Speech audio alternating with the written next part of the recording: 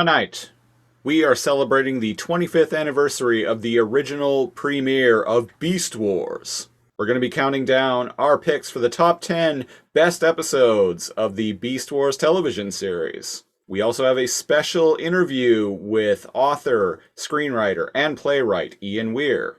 It's September 16th, 2021. It's been 25 years since Beast Wars originally aired, and we still don't know how long a cycle is. This is the Too Much Energon 25th anniversary special.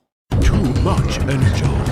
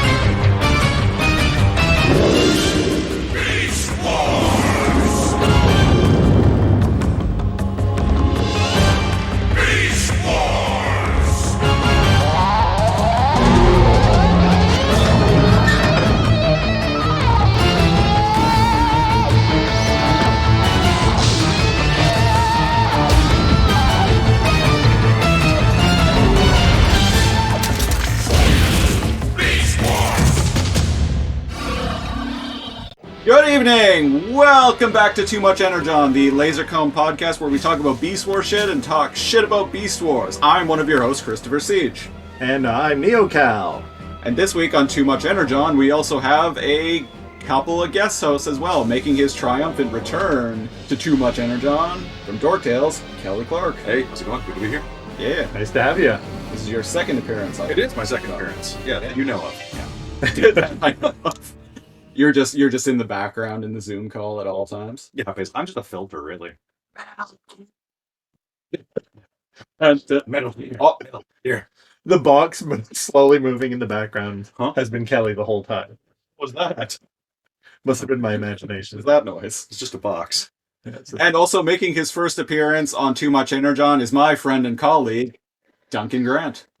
Thank you very much for having me. It's a extreme honor to be on the premier podcast for Beast Wars in the entire world. The foremost Beast Wars podcast. Gosh darn right. Amen. So at the time of recording, this episode of Too Much Energon happens to fall on September 16th, 2021, which is 25 years to the day of the original air date of Beast Wars Part 1. And this just happens to fall on one of our on our regular recording days. So if that isn't happenstance, I don't know what the fuck is. It's meant to be. Well, when we planned this out, we looked ahead a year and we went, oh, it falls on a Thursday, so we have to do them Thursdays from now on. Yes, we definitely looked at We actually not put that past you to do that. we definitely had the show planned out all the way to episode 57. Absolutely. When we started the shit over a year And ago. it's 57 because of Heinz or ketchup or yeah. Because we're all just a saucy mix here. True. No, it's yeah. Funny enough, when we started this show, just randomly a year ago, neither of us had any idea. It didn't occur to either of us that this was going to be the 2021 was going to be the 25th anniversary of Beast Wars. Just no. No, we didn't know there was a comic coming up. We didn't know there were new toy lines all starting. No. Didn't know there was Beast Wars was going to be included in War for Cybertron. Didn't know War for Cybertron existed. Didn't know War for Cybertron already existed. Didn't know there were other Beast Wars podcasts. And guess what? There aren't. So these two were true visionaries, and they were ahead of their time. That's right. Yeah. And if you're from one of those other Beast Wars podcasts that don't exist, we're sorry. It's just asking people from alternate timelines to come and get you, right? You know that, right? You're signing your own. As soon as I see anybody that looks like me with a goatee, I'm running the other way. Like, Wait, evil me would know that and not have a goatee. Oh shit. yeah. Also, evil us's you would send Evil Christopher after me, and I would send Evil Cal after you. Why? Because we would be more suspicious if a dude that looked exactly like us came up to us. But you wouldn't be I see suspicious. what you mean. I see what you mean. Yeah. You wouldn't be suspicious if I just walked up to you. Don't be suspicious. Act nonchalant. Hello, Christopher. It is nice to meet you. I have this knife, this gift right here. Oh, that's the knife. Fuck. Give him a knife. I have this new, really Necklace. cool limited edition Transformers figure for you in my pocket here. Just look the other way for a second. Why is it shaped like a stick of hissing dynamite? That's its alt mode. Yeah. It's a Dinobot. You think it's a G1 Megatron, but it's actually just a gun? Oh, God. I recently was shown, I recently watched on Netflix. I don't know if you've ever seen any of them, but there's a series on there called The Toys That Made Us. Yeah. I didn't realize that OG Megatron, what was it called? Was he actually called Megatron? He was called Megatron. He was Megatron. It's a realistic looking gun. Yep. I'm pretty sure people have been killed over that thing. Walther P38. Yep. Walther P38, the Nazi gun. That was a Nazi. Well, it's also Bond's gun. Bond used to Walter. Fair. Yeah. So, like, that's James the Bond dichotomy, is a right? Nazi. So, are you? Why are Japanese turning robots into into German guns? Well, they were That was allies. a British in World War agent. II. I didn't want to say anything, but they might be fond Let's of just. German You engineering. know what? It might have been a James Bond That's a good thing, one. right? Like, you know. Yeah. We're just fine with Bond. Yeah, they're Bond fans. What was that? Was it Starscream that had to shoot Megatron in the original? Yeah. Yeah. You could literally you just go up and be like, "Hey, Christopher, you want to see my Starscream impression?" So this week on Too Much Energon, we have a very special episode ahead for you. We're going to be celebrating the 25th anniversary of Beast Wars. We're going to be counting down our top 10 favorite episodes of the show. We have a very special interview later on with author, playwright, screenwriter, Ian Weir, the writer of very, very classic episodes of Beast Wars, Code of Hero, which is basically everyone's favorite, Possession, which is my favorite. Oh shit, I just gave away my number one. You monster. Dark It's been completely secret up until this point that you liked that episode. Dark Design. He also wrote Dark Designs, which we covered on episode 12 of Too Much Energon, and we had a guest host on that episode as well. My friend did. And finally, Cutting Edge, which is an episode. That's the one I always forget. That is an episode. That episode ends with motherfucking Axe Ape, like, saving the day against Cyber Raptors. Fuck yeah. Sounds like we're improv. Don't get me started on that. Oh yeah. This, but like, no, there's That's real. humans that use Okay. Dinobot's axe. Don't get me started on the proto-humans. I love the proto-humans. So do I. Christopher, maybe not. I don't like the kids. I love the kids. I find them so... You ever call those? Vaguely. They like. Little cavemen children. They like, I was thinking it was like 30 years since I watched it, but I guess it can only be 25 years unless I had like an inside oh man, track. because of the 2020, there's a time shift, and it's been 30. You know what? 30th anniversary. You must have gone through a transwarp portal. No doubt, yeah. That explains everything. That makes sense. Yeah, you were hitching a ride. There's so many jokes I can say right here. Let's take any of them. To start off the show, we're gonna talk about how each of us got into Beast, like how we discovered it, what the show means to us, like what we like about it, what we don't like about it. And to start off, let's start with Duncan. You've never been on an episode of the show before. No, never. How'd you get into Beast Wars? Well, me with Transformers, it was always the toys kind of first. My first introduction to Transformers was Beast Machines when I was a younger man. A child, some may say. Blasphemy.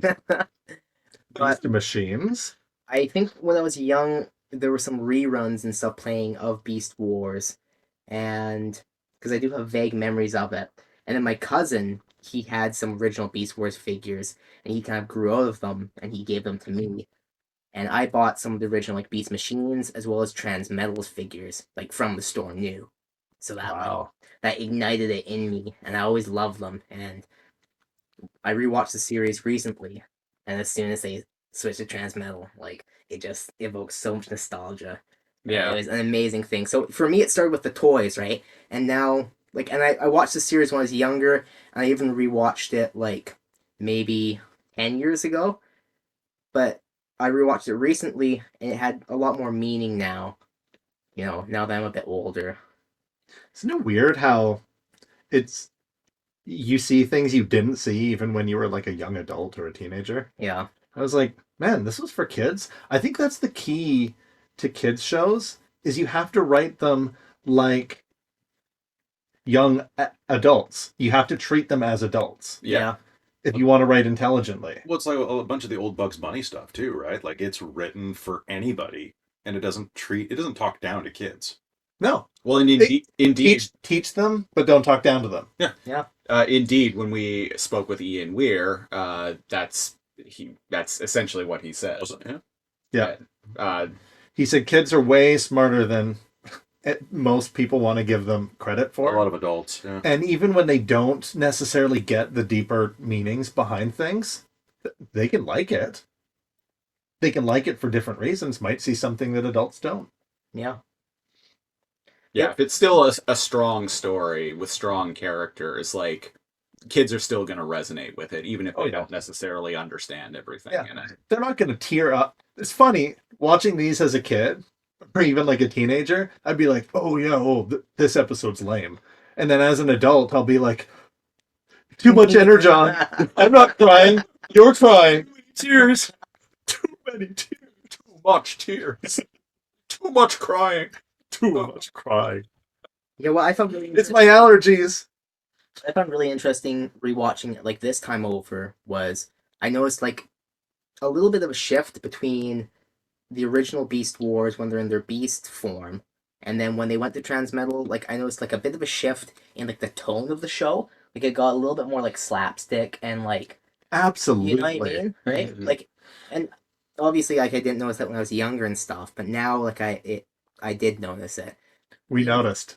We noticed. There is an episode of this show that is basically just fucking Looney Tunes. Yeah. Like literally just an episode of Looney Tunes. And it's funny because I was dreading it for so long. Yeah. When we were like approaching that in the podcast, like ages ago now. This was like episode 20 or something like that. Yeah. And I was pleasantly surprised because when we watched that episode, like as we were recapping the events on the podcast, like I couldn't contain my laughter just explaining the things that go on in that episode. Like I loved reviewing that, and at the end of it, because he'd been like, "Oh man," Christopher was like, "Not the Energon farts episode. I'm dreading it," and I'm like, "I don't really remember that." And he's like, oh. And then we watch it, and we're like, "Is this hilarious and one of the best episodes?" He's like, "It is." Energon, I don't remember this one. Indeed, the like bit where Rhinox actually delivers the final Energon fart. I made like the sound bite of Megatron being like, "Oh no, not that," as part of the intro to the show for ages. The Maximals find out that to keep their energy up and whatever, they can also eat. They don't just need Energon. They can eat because they're animals half the time, right? And Something the Beast Machines kind of forgot about. And then remembered and then made it poisonous. Anyways, Pterosaur will eat a bird just in passing. You'll see feathers like come out or whatever. Rat Trap will be eating garbage. I want to know how they make the garbage first. The proto-human, it's proto-garbage. Oh, sorry, proto-garbage. Trash. The proto-trash man hasn't picked it up yet. And for some reason, vines are covering the canyon and like growing on the axolon, the shet that's kind of like stuck over this like waterfall, right?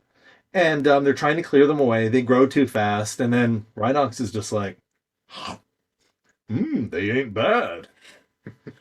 And then he gets like indigestion, burps. He's farting throughout it. They're trying to help him. But the whole episode is like really funny. And I can't describe it like Hmm. in terms where you would be like, yeah, I definitely want to watch that now. But watching it, it's like all the funniest parts whatsoever, like just align up perfectly. Like Dinobot is like, ah, don't shoot, I have a prisoner, and all the Predacons like look at each other. Like it's like a Tarantino movie, and then they just open fire at him anyway. The Tarantulas is like corpse just gets hit like 8 times. They see on a like Scorponok sees on a radar. He's like, "Oh, here comes the Maximals," and like the three flyers, Waspinator, Pterosaur, and Inferno, all just kind of look at each. They're standing side by side, and they all just look at each other and nod, and raise their guns, and just like open fire. And then the immediate scene, you see it's on the outside of the tunnel. Dinobot like is running and he like dives for cover, and then the pieces of Tarantulas fly out. And it's like, yeah, I didn't fucking like that guy either. How many times does that guy die? Twice. Just twice? Twice. Okay. Yeah. Die. So the Predacons can be in pieces, but the Maximals don't seem to be able to. Yeah. Like I've noticed Inferno's head gets punched or shot or chopped off Yeah, Waspinator too. 5 times. It isn't an episode of Beast Wars without Waspinator like getting blown apart. Even Megatron gets blown apart by, he's the only person to do this, my boy Pterosaur, when he's jacked on Energon. Nice. Sexy Pterosaur, as we They're sexy Pterosaur. Stupid sexy. Yeah, he relies too heavily on the Energon juice though. And he blows Megatron apart, and he's all like, I have to go and do something. It's definitely not take Energon steroids. Tarantulas, you're in charge, bro. And he flies off to go get juiced again. It sounds like I'm making all of this up, but the show's It sounds like you're making all of it up. It sounds like a PSA for It's steroids funny if this whole thing was actually just making up episodes. that I forgot existed. I would be like, Touche. it seems like I remember that one. Turns out we don't even have a podcast. It's all just we're all just trolling you. Have you seen the links to it? The podcast? Wait a second. Wait a second. I see some screen caps that Christopher posts occasionally, but those could be from anyone. And I never click those. No. But Hmm. as someone that hasn't watched it in a while, Yeah. do you even recall like how important or when you started watching it, Kelly? We threw this question. So Question- before we get to you, we're going to go to a pre-recorded segment from where we pose this exact same question to someone who's previously been on the show. Friend of the show. No.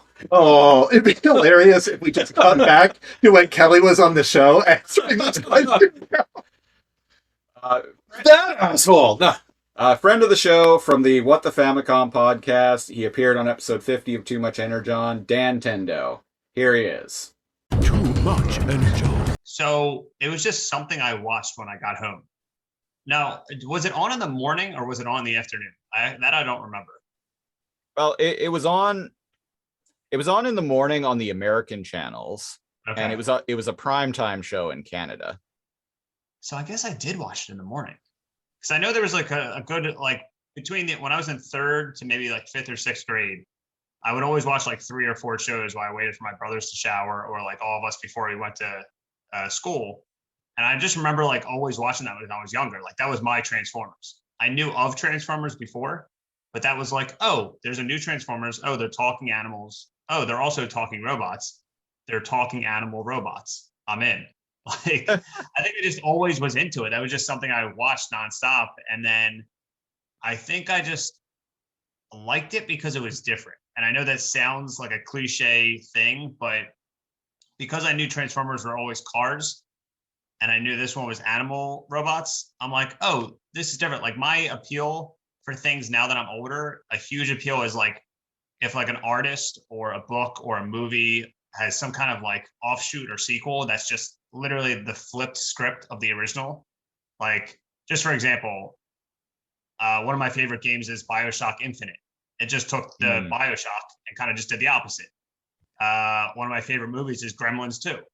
it took the original Gremlins and kind of just went bonkers with it. So I like when they take an original idea and just kind of go like full hog the other way. So they just took, instead of cars, it's animals. So I kind of just respected whether it was bad or good, like at least they swung for the fences.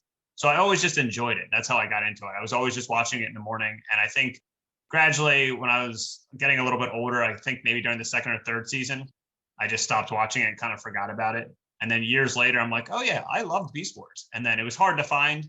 I never had the DVDs. And then when YouTube kind of put them on and like different streaming channels had them, I would binge them. So I binged them probably 2 times the whole series in the last like 10 years.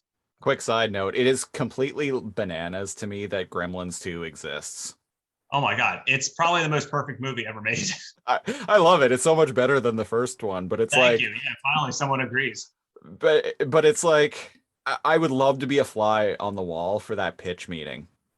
For like the person who is. Did you ever see that Keenan and Peele sketch? No, I've heard of it though, but I haven't actually so that's seen it. basically it's dead on how they probably thought of that movie, because that Keenan and Peele sketch was one of the funniest things I've ever seen on that show, because it's so accurate the way it probably happened. I just love it. I highly recommend just looking up Gremlins, Keenan and Peele. Like, it's an amazing like sketch that is dead on for the bonkersness of the movie. This is a Gremlins 2 podcast, right? Yeah, this is now the Gremlins 2 podcast from Laser Cone Gremlins Too Much Energon. The Gremlins podcast. Too much energon. And that was Dan. Thanks again, Dan, for being on the show. Thanks, Dan. Thanks, Dan. Thanks, Dan. Thanks, Dan. I know you're not my real Dan. I still love you. All right, so moving on to Kelly now. I don't know if I can top that. I didn't see what just happened. I don't know if you can, but Right. give it the old maximal try. Okay, someone's gonna probably fact check me on this, but when I was growing up, I used to have to catch the bus pretty early in the morning, and All right, get fact checking people. fact checking. No. But the thing is, I remember. Did he really have to get I it? did. No, I had to be on the bus at like 7:15, 7:45 in the morning, something like that. I remember that I would have to wake up at like 6:30 every day, and like Beast Wars was either at 6:30 or like right at 7 every morning. So that was my wake up show. Usually, And you grew up in the United States. I grew up in the U.S., right? So it's on the local Fox affiliate. It does check out because Candice and Dan. Candice and Dan, and now you, Kelly, you all had to catch it super early. Yeah, super early. So like that, my memories of it are very kind of like it's a cool show. You like a didn't have to Vaseline filter across it. Like it's very hazy and very hungry. Kind of makes I kind of want a bowl of cereal right now. Right? Like and Hungry like the wolf. Like the silver bolt. Hungry like the silver bolt. There we go. Hungry for that arachnid ass. I just said a bunch of words that those were in fact potentially English. somewhere in there. Somewhere in there. I mean, but who doesn't want any arachnid ass? Depends. I certainly don't. No. Scorponok? Black Arachnia? Tarantulas? Absolutely not. Fuck that guy. Show me on the action figure where the tarantula touched you. Or were you touched the tarantula? Yeah, so I woke up with it every morning, and it was either that or The Adventures of Conan, basically, were my, like, yeah, you know what I'm talking about. Oh my God, we touched for the first time in years now. I remember Conan the Adventurer. That was hot. Yeah. The theme song's still stuck in your head? Conan the Adventurer. Conan, warrior without fear. He's More powerful than any man. His legend spans across the land. And I think C is that Conan, the mightiest warrior ever. His quest to undo the spell of Livingstone cast upon his family. but the evil kind of mumbled in a bit, and Conan, and it kind of goes from there. But it was also like, I think a half hour earlier, or it was right when the bus was coming. It's like one of those shows for me that like I only caught the outro or intro to. Yeah, I think it was at 7:30, so I think I had to miss half of an episode every For time. me, Sinbad the Sailor. Oh, dude. Came on after, before it, and So I would end up like just missing it and then watching like Sinbad and then not catching the end of Sinbad because I had to eat, like run off and do that. So yeah, those two shows are like synonymous with me. So, and for Beast Wars though, actually, I'm remembering this correctly because if this, the age that I would have been when it was coming out, like I was getting into like late elementary school at that point. And the thing about Beast Wars, besides the fact that like it is written very well, and like a lot of the episodes stick with you, was the voice acting. The voice acting really touched me. 100%. I was really getting into like early like millennial wave anime at that point, and Okay. the voice cast is identical between this and Ranma One Half. Also, this and a lot of things, yeah. a lot of shows that were just That's on in the mid to late night. Yeah, That. yeah, absolutely. So Megatron is Soundtendo. Yeah, so like, Akane, will you come in here, please? Is yes. And like Oh, Rob my mind- Paulson is like everywhere in these episodes. Like it's fantastic to go back and listen to the old episodes of those early '90s dubs, which are like super charming, by the way. they're actually like you can watch them. They're on like Funimation right now. Like if you want to go watch the old episodes. Interesting. So you're kind of, you have memories of being fond of the voice actors. Dude, I used to do the Megatron voice to flirt with my girlfriend at the time because I was like, "Oh, you want some more Soundtendo, do you?" Yes. Amazing. We were huge into Ranma One Half back in the day, but like, yeah, no, the voice acting cast was A true romantic. A man after all of your hearts. It's true. Mr. Ron was great, man. I'll fight for that. Yeah, I guess I just never seen the English. The English dub of Ranma is actually super solid. I feel like I missed out. Especially in later episodes where they start trying to work in like American references, like if you smell. Are you kidding? No, it's season 6. Okay, I have a show to watch. Yeah, no, you really do. It's really, really solid. But like, it's the same, and the voice cast is like, there's a lot of crossover, so it will feel really homey when you're listening to it. You're like, you're not even really trying to change your voice up, are you? That's fair. Well, we also do podcasts about Reboot and Shadow Raiders, which also have a lot of the same voice cast. Well, because it was all Ocean Group, right? It was all Vancouver Mainframe. Mainframe. Is that the voice acting studio though? Oh, I don't know. So I'm pretty sure it's. I'm pretty sure the voice acting. Sorry, I'm an anime guy with I do voice acting on the side as well, and have a bunch of voice actor friends. I think it's the Ocean Group, which is the old. I don't know if they're still.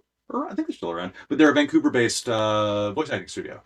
So everybody who was up here for like all those Sci-Fi Channel TV series in the early '90s would get like side gigs. Right. Doing Yeah. this. So like some of the actors you can find from like the old anime, you find them as like tertiary characters in like procedural dramas. Oh, they'll just pop up here or there. Yeah. Their voices. Yeah. No, like physically, like they'll get like a bit part in a physical role. And I actually remember that. Like, Venus Terzo, I don't know if I'm pronouncing that properly. Yeah. The woman who voices Black Arachnia in Beast Wars, she girl type Ranma. well, and she appeared in the show Cold Squad a few Really? times. Yeah, like a live action like Cold Squad, and Yeah. Scott McNeil appeared in the. You remember the Saban Entertainment Ninja Turtles TV show, the live action one? I The absolutely do. Scott McNeil one appeared with as The female turtle. yeah. Scott McNeil, voice of Rat Trap, Dinobot, Silverbolt, Waspinator. Yes. He appeared in an episode of Ninja Turtles: The Next Mutation. Huh. I thought you were going to say something wild like he's Casey Jones, and I was like, fuck you. No way. No. I wouldn't have asked him though. Yeah, he could do it. He could do it. Yeah. He would have been a good fit for it like 25 years ago. Oh yeah, he doesn't look the part anymore. All right. So we're going to another cutaway segment with my friend Tim, who previously appeared on episode 12 of the podcast, Dark Designs. Take it away. Too much energy. Okay, me and my dad had cable off and on, and it had been a few years since we had cable, and I remember putting it on. It probably was like 13 or so when I turned it on, and I put on the cable for the first time in years, and I see, Reboot and Beast Wars, and being like, oh my god, this is the coolest fucking shit ever because of the 3D Time to be animation. alive, right? Yeah. Both of Mainframe Entertainment's 3D cartoons were hype. Yeah, what a double header of shows. Reboot and Beast Wars. I feel like every Canadian absolutely knows what those are. Around our age. Yeah, Has definitely. to. Yeah, has to. I've never ever met anybody that is not familiar with one or both of the shows. I work with somebody who's never seen them because he never had cable growing up, but he still knows what they are. Okay, yeah, he still heard about them. He had friends that watched it. Yeah. Anything else to say about Beast Wars as a whole? Like your feelings on the show? I don't know. Some of these shows really influenced the way that I looked at the world. So-called stupid cartoons. Too much energy. Thanks, Tim. Thanks, Tim. Thanks for that. I like a man who likes Tigertron as much as I do. Yeah. Yeah. Well, And Wait. Parasaur. we'll get to that later on. But Okay. But first, so Cal, how did you tell us about how you I have the discovered most boring. Like, you remember the date and how it affected you and what episode you saw. You remember the voice I don't acting know. We and just whatever. heard Tim's story. So My memories of it. sorry if you're listening to this, Tim, and I know you aren't. But if you are, I'm sorry. I'm just joking.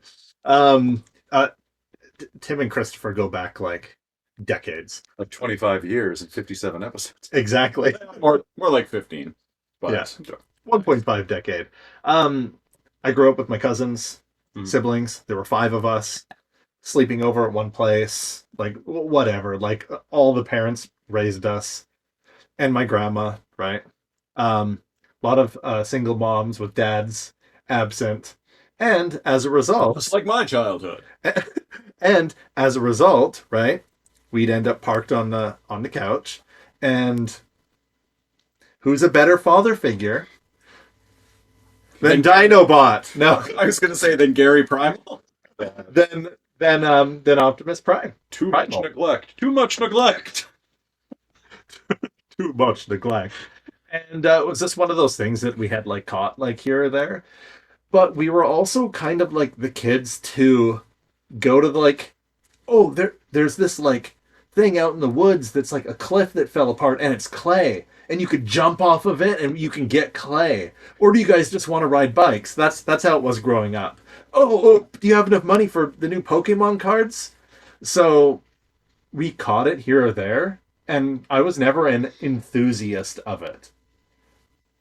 I know, like, shocking and terrible to admit on the show. Like, I didn't even know Beast Machines existed until like into the 2000s, and I was like, what the fuck was that? Ew. You didn't even know the Japanese Beast Wars existed, and That's how you know I'm truly not a fan. until I mentioned it offhandedly on an episode of the podcast. Yeah, I was like, what are you talking about? And you're like, oh boy. Beast Wars?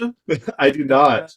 But now, But now we've reviewed a theatrically released anime Beast Wars film. do you want to see Lio Convoy, Yes. who changes into a lion, Yes. and Optimus Lion, as I like to call him. and Optimus Primal Go go through on. time, team up, and like one glows blue, one glows yellow, like Obviously. anime combine their powers and punch a gigantic Diamond Weapon from Final Fantasy VII. then that movie might be for you. This might be for me. This sounds like it fits. Do you And it's also a hit on the do show. you also want to listen to people say Lio Jr. Yeah.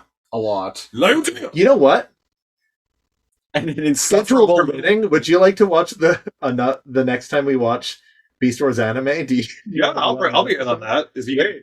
All right. Lion Jr. Yeah, That's just how it is? All right. that's basically it. Yeah, Yeah. That's the summary for me. We caught it here or there. We still really liked it, right? Like, Yeah. I always remembered like Cheetor, and as a kid with like ADD, my cousin and I, fucking Cheetor's the man. Oh, these adults like keep like telling him he's like too childish, right? Like, oh, Cheetor, you have to be more responsible. We resonated with that. Fuck you. We want to go ride bikes. Oh, well, you guys have to be back at 9, or maybe we stay out in the clay pit until midnight. Who's to say? Maybe we encounter a underground energon vein and get teleported to the Predacon base.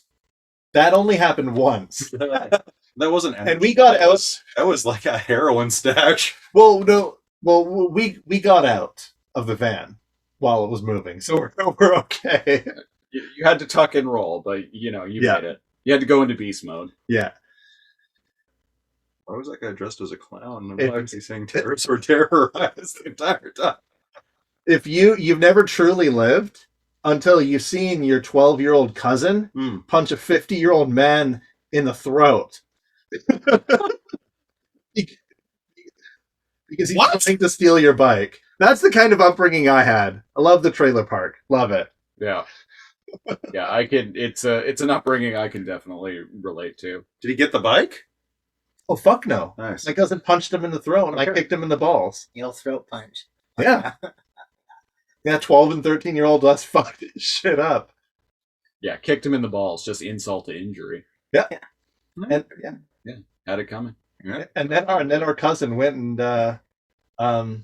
did something to his tires the next day. Polished them. Polished those tires, that's right. As an It's apology for the beating. That It's called trailer park justice. And it was served.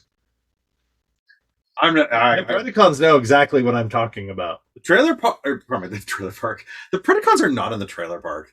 Huh? The Predacons would cheat on their taxes, man. They'd be in wealth. That's true. They have Predacons don't pay taxes. No, but they have trailer park justice. You're fair. Yeah, sometimes you just get shot on a missile and sent all the way to the maximal base. I mean, sometimes. Sometimes. By a cross-country missile. Yeah. Yeah, that's how it works. That's how Beast Wars opens. Going to another pre-recorded segment, Candice Santora from the Stasis Lock podcast. I like it. She appeared on an episode with you, as a matter of fact. Great. Making her third appearance now on Too Much Energon. Here she is to explain how she got into Beast Wars. Too much energy. Wars started actually on, for me, literally September 16th, 1996, because it was before school and it was super early because we had a really long bus ride. We lived farthest away from the school. And so we get up super early and my brother was channel surfing and stopped on this CGI cartoon. He said, "Whoa, look at this." And all I remember, like the first thing I remember is Cheetor running and his eyes getting real huge. And I'm like, what is this? And then they started going on the show. They started transforming and we're like, holy shit, this is Transformers. And I was so stoked because they were animals this time instead of cars and inanimate objects for the most part. So I was just thrilled and I was completely immersed in the CGI and the writing and the voice acting. I was like, wow, this is amazing. Back then, was I in middle school? I was in 6th grade or 7th grade or something like that. So this was pretty amazing. And so some of the credit has to go to my brother finding it while he was channel surfing. He gets one credit. There's one credit. Just one. And just I immediately fell in love with the show. And we didn't quite understand at that point how cartoons were aired and how it was like just one episode this week and next week is a new episode or whatever. Because it was like the first show we actually got into and started following. And also Reboot was kind of airing around the same time for us here in the States or something like that. So we started watching that show too. But Beast Wars for me, it was my baby. It's animals and robots. It's animals and robots. Not to love. And there's no humans. It's fantastic. I'm just kidding. And then some of the episodes at some point it started, we couldn't watch them at the time or whatever. So I was the master of figuring out how to record the VCR on what channel, this day, this time. I was the master at that. Oh, so you learned technology just to catch the show. To catch every episode. Yes. Amazing. Yeah, That I makes did the same thing back in the day, so Right? I'm with you there. Oh, I'm sure anyone listening to this is old enough to remember VHS. Mhm. So, ever since that, do you remember what episode that was, by any chance? The first one you That caught? one, that was the very first episode that they aired. Was number 1, Beast Wars Part 1. Nice. Just I happened thought to so when catch you it. said you saw a cheetah running and his Right, eyes in his bug eyes. out. Yeah, I was like, oh, it's when he ran up next to the other cheetahs. Yes, yes. What's And then he shaking, finds cats? Waspinator. Yeah.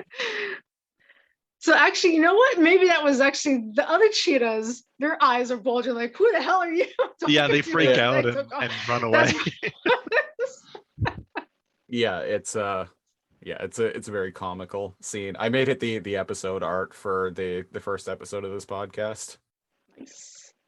Yeah. So I've heard through the grapevine that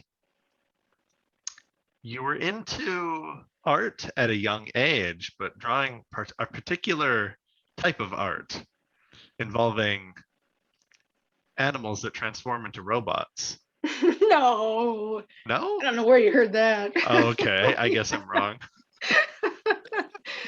Yes, that I think I started draw. Well, I got most of my practice from The Lion King. I was obsessed with The Lion King, and I think that came out before Beast Wars. Wasn't that 95 or 94 or something? 94. 94. Thank you. I have a weird memory for dates. That's good. I'm terrible with dates, to be honest. I suffered through history class. I just couldn't keep the dates straight. And yeah, so I practiced a lot with The Lion King, so I was drawing that endlessly. And so Pokemon, I did that too. But I did Pokemon. yes, because they're so easy though. They're easy to draw, yeah. Yes, and they're cute and fun, and they get all kinds of powers and Hmm. little animals. Who doesn't want to draw little animals that you wish you could carry around a little Pokeball? It makes sense that you upgraded to Beast Wars because they're cute and they have powers. Yes, Yeah. yes. They have alternate forms too. Yep. Just makes for a lot more drawing. But how do you feel about Digimon? I never got into it. I can't Same. really say. My brother loved it, and I don't know if that influenced me, but I didn't like it. Probably because he liked it. But I was like, no, I don't like this. This is like lame Pokemon. Asleep. So Digimon then is the GoBots to Pokemon as Transformers. Yeah. I could see that. Fucking GoBots. But yeah, so I started drawing Beast Wars characters. That was like 97 or 98. It wasn't immediately when the show started. So, and when I started drawing them, they were just kind of like lines, and I was like, nope, they gotta look like them from the show. So that was when I started pausing the TV with the VHS. I record the episodes. I would pause on the TV, and the pauses would only last like 5 minutes. So I'd sit there Yeah, and and draw, the draw, screen draw. would always shake and yeah, and lines here and there. So that was when I started drawing like lines, and when I looked at it, I was like, okay, it's okay, but I really want it to look like the CGI from the show. And that's when we eventually got the internet, and I would start printing things and scenes from offline, and then I could have the picture and sit there more than 5 minutes and start shading everything and all the details. And that was when it started to morph into more and more of what it looks like now. and it looks Amazing. incredible now. What are you? Yeah, It's, no flattery here either. Like, no, your art's incredible. Thank you so much. Too much energy. So what I really like about her story is that her story is like as elaborate as mine. And the fact that like she was fucking like taping episodes every like on VHS and shit, just like I was. She learned tech as a kid to learn how to preset her VHS recorder so that it would actually get Beast Wars. That wasn't as easy as people think it would be. Like it was. It's not. I knew how to do that shit. But I know, but it's still like it confused the hell out of our parents. Absolutely. Yeah. That was the age when like millennials started realizing they could figure shit out We're that their parents evolving. couldn't. Yeah. I remember when I was a little kid, my mom and my grandparents would always want me to like hook up shit for them, like Yeah. hook up game consoles, hook up stereos, and all that. And thinking back, it's like it's literally just like screwing in a coaxial cable and It says in. plugging in composite cables, like what's coded?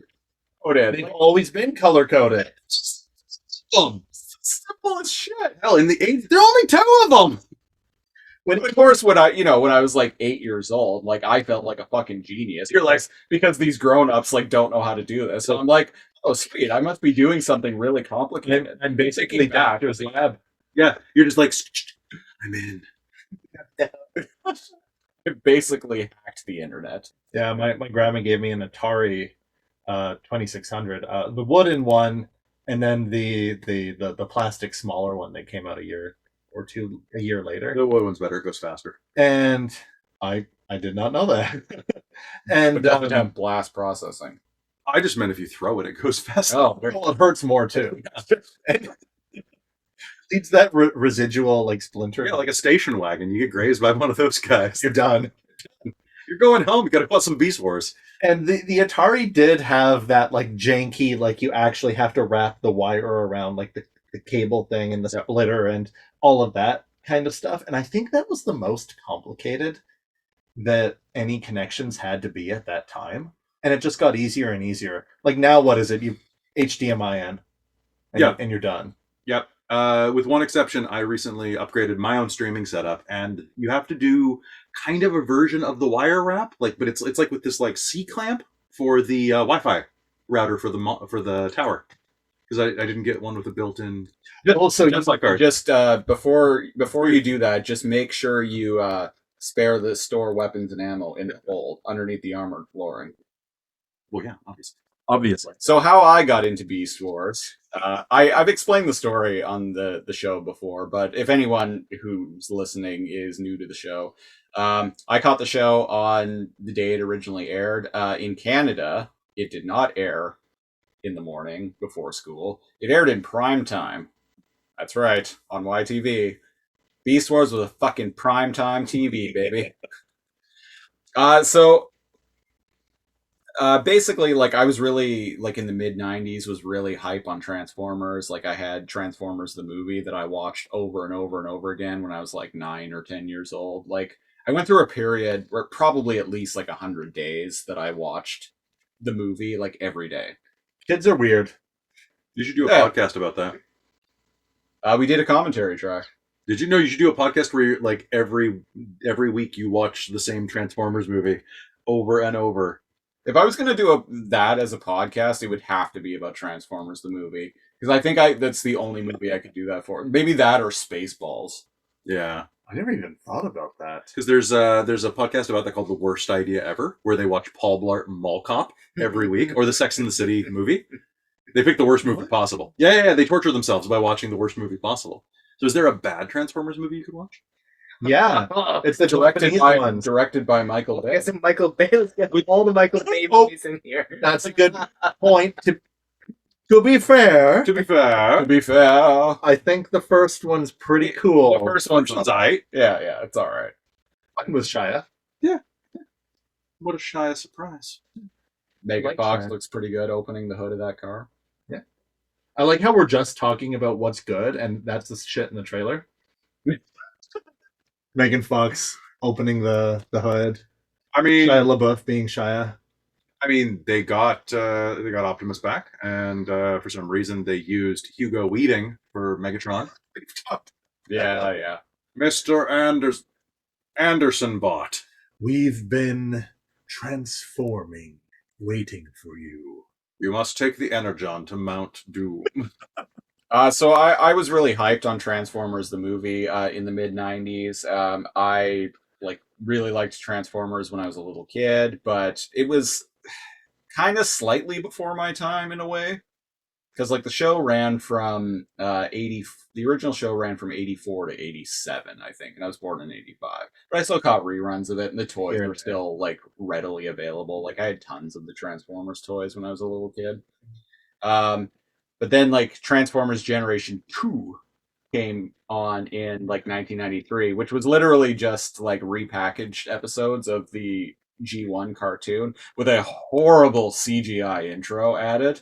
I don't know, Duncan, if you've ever seen it, but like 80s CG is best CG. What are you talking about? like 90s CG. look up the It was experimental, and some of it was horrendous. Max Headroom. look up on Oh, that's YouTube good. the Transformers Generation 2 intro. Yeah. Yeah, They tried. Did they? it's a treat. Not in the way you expect, though. Anyway, so around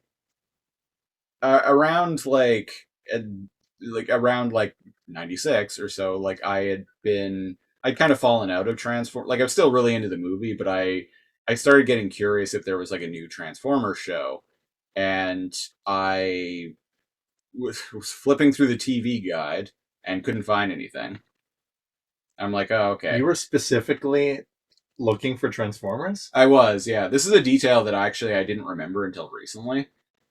There was a period of about like a couple of weeks where I was starting to like wonder if there was a new Transformers cartoon, and like if Transformers Generation 2, like if it was on. Beastformers was meant for you.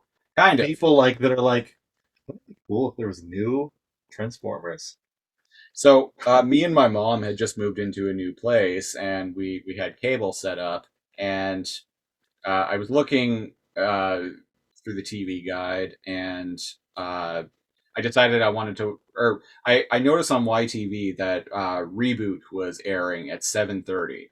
This was like a Monday night, I think. And I saw in the TV guide, like before that, this was at like 7:25. Do you ever explain what a TV guide is to the part of the audience? A TV guide was a magazine. It still exists, but Wait, does it? Yeah, it does.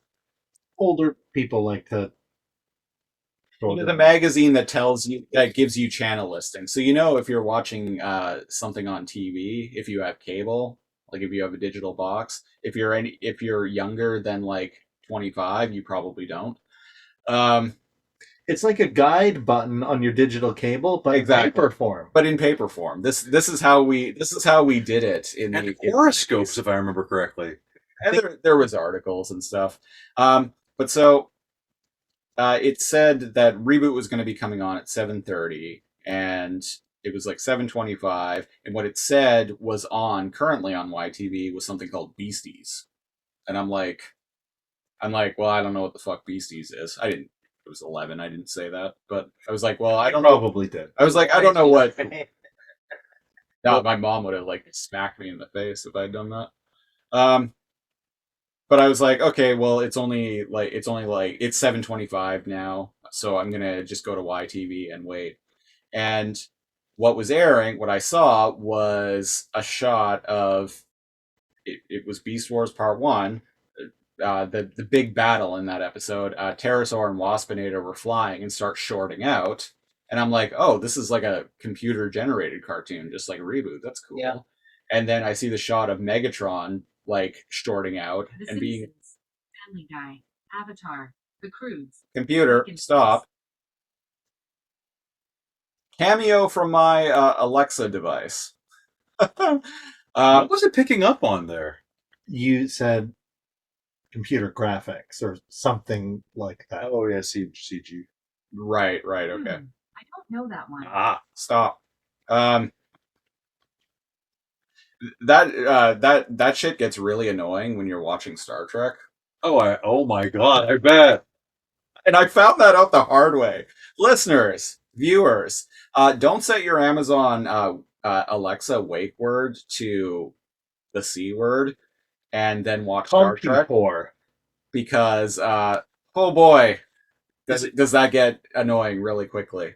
Okay, I have questions about this, but I'll ask later. Yeah, off air.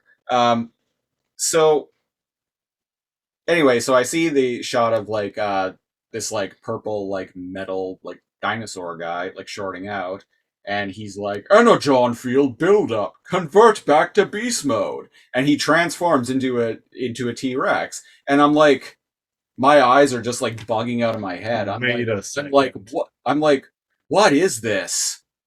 Did he just transform? Is this No, this can't be Transformers. And then I see like the bit at the end with like Dinobot like confronting them on the bridge, and then it has the splash screen at the end, and it says Beasties, and underneath the words Transformers comes up, and I quite literally like leapt out of my seat with excitement. Just I was like, I had no idea what pretty hype moment. I had no idea what the hell I just saw was, what I had just seen was, but I was like, I flipping through the TV. When is this on again? When is I need to watch it. And from then on, like much like Candice, I started taping every episode and just watching them over and over again. And yeah, that's. And now you own them on Blu-ray. I also have in front of me a VHS copy. The Holy Grail. The Holy Grail. Unopened. Still in the... Do you have a VHS player? A VCR? Yes, that's what they were called. Yeah, technically you're not wrong, because... Did you just have trouble pronouncing the word wrong? No. Okay. I just thought... Listening for dramatic... Were you? Were you? Computer, tell me that... Oh god, stop. Sorry. I don't even remember what we were talking about. I don't remember, Ellie. Anyway, Christopher Siege. Anyway, after now doing this podcast for over a year now and going through every episode one at a time, like just combing through them, I kind of came to the realization that I think this is probably my favorite show of all time. Really? Of all time. Top. And I'm even, like, I'm a huge fan of shows like Breaking Bad, The Shield, 24. Like, I'll even put it above them. You want to go with the quality writing. I say that as a joke, but it's actually like it's a really well written show. Well, what it comes down to for me is like I don't think any show has impacted me, has had like such a lasting effect in my mind. Yeah. As much as Beast Wars has. Yeah. Huh. Like it's a show that's just. When I finally like came up with the idea after years of wanting to do a podcast of some sort, the thing that popped into my head was to do a podcast reviewing episodes of Beast Wars one at a time. So yeah, and you were just like, fuck it. And you messaged me one day and you were like, fuck it. Do you want to do a Beast Wars episodic podcast? And I was like, hell yeah. Like I wasn't like, wait a second. I was just like, fuck yeah. Okay. I don't give a shit. You're like, would anyone want to listen to that? And I'm like, I don't care. And that is why you're doing well with it. Because you're doing this because you love it. Exactly. Has Beast Wars affected anyone else's like fond memories or growing up? Because you said it affected you positively and you remembered it for a long time. Oh, like all the way into my adult I don't know if it's the same for Kelly and I, but we're like, it didn't. We're casual. I'm filthy casual. It didn't affect my growing up, but you brought a couple of the figures along here. Which ones are yours?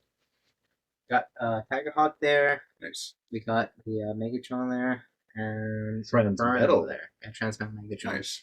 The Inferno looks great. Yeah, it's incomplete, but I got it from my buddy. Shouts to Jacob Dundas. Thank you. But it definitely has like a huge like meaningful part in my life because like I said, like I grew up with like the first introduction to it was Beast Machines, but like I dived into, and I think I watched some reruns and stuff too, but like growing up, like Transformers was like my thing. Like I love Transformers more than anything. So, and still to this day, like I got out of it a little bit and I've come back into it now. And when Netflix did The Kingdom, like I had bought a Transformers figure. I bought some like older figures from Cherry Bomb Toys. Shout out to Cherry Bomb Toys. Great store in Victoria. You see here. Friend of the show, Cherry Bomb Toy. They actually gave me a discount earlier. on a toy that I bought. And I think okay, cool. Yeah. Really Cherry Bomb toys. Yeah. But I bought some like older G1 figures and stuff from there. But as soon as I started getting back into it, like it was just like a floodgate open, Uh-oh. right? And cha-ching, cha-ching, cha-ching. And so I remember like going to McDonald's when I was a young little kid, and they had the Happy Meal like Beast Machines ones, right? I still have them. Like I was going through like what I did recently. My parents sold their house, and I went through all my Lego bins and like Playmobil bins and stuff. And I pulled out all the Transformers stuff I could find, and I completed a bunch of figures. I completed Tigerhawk by going through all of those bins. Amazing. I completed them completely. He's full figure right there. I found all the missiles and stuff. That's the most satisfying feeling ever. Oh. You're by going through like Nice. 5 different And you of, found like the Lego, missiles? right? Like, but like going through all that stuff, it's just like waves of nostalgia just coming at you and stuff. So I don't know. It's always Transformers have always been a part of my life, and like even if like I dip away from it for a little bit, it always just comes back. Well, like you had mentioned, Netflix, War for Cybertron. Yeah. Like when the trailer for the last part, Kingdom. came out, and it was like, or sorry, the end of the previous part, Oh, Earthrise, yeah. Earthrise. At the end of it, I was like, Christopher, was that a realistic Velociraptor? Yeah. In like the last few seconds of the last episode, you were like, Yeah. yeah, and I'm like, no fucking way. Are they on planet Energon? They are on planet Energon. Holy shit. I can't wait. The And best part so- of being a nerd. The best part is the holy shit moments where you're like, Well, what you mentioned really liking Transformers like your whole life. What is your like favorite like era or show or movie or whatever of Transformers? Like Beastformers doesn't have to be up there. who's your favorite Transformer? Ooh. See, I really like now that I've gotten older, I really like G1 because I love the like the context and like the fact that they're all figures that existed beforehand and then they were repurposed for like creating Transformers. Right? Yeah, Like, I yeah. love the backstory of it. Like I think it's amazing. It's a fascinating story, yeah. I really do like the Beast Wars figures and the Transmetal figures because they're so wacky and crazy, and I love wacky and like insane. Not gonna lie, Christopher has mentioned this on the show when they started becoming transmetal. Yeah. In season 2. Yeah. Christopher had said, "Well, they're supposed to look more like toys now and transform just like them," and that Megatron looks exactly like it looks he really does good, on the yeah. show. Well, and I got a Transmetal Cheetor over there. Cheetor legit It's really looks good. just like Cheetor. So props to Just him. fucked up hands and he's right together. Shoots lasers. Yeah. The kitty laser that's like useless. I was actually surprised because I never had a Transmetal Cheetor when I was a kid. Because by the time that like the second season rolled around, I'd kind of stopped buying toys at that point. Yeah. We're like, that's for kids. You took a break. No, actually, that my mom was like, "No, that's for kids. Stop buying. I can't have toys anymore." So I started reading comics. Take that, Mom. Exactly.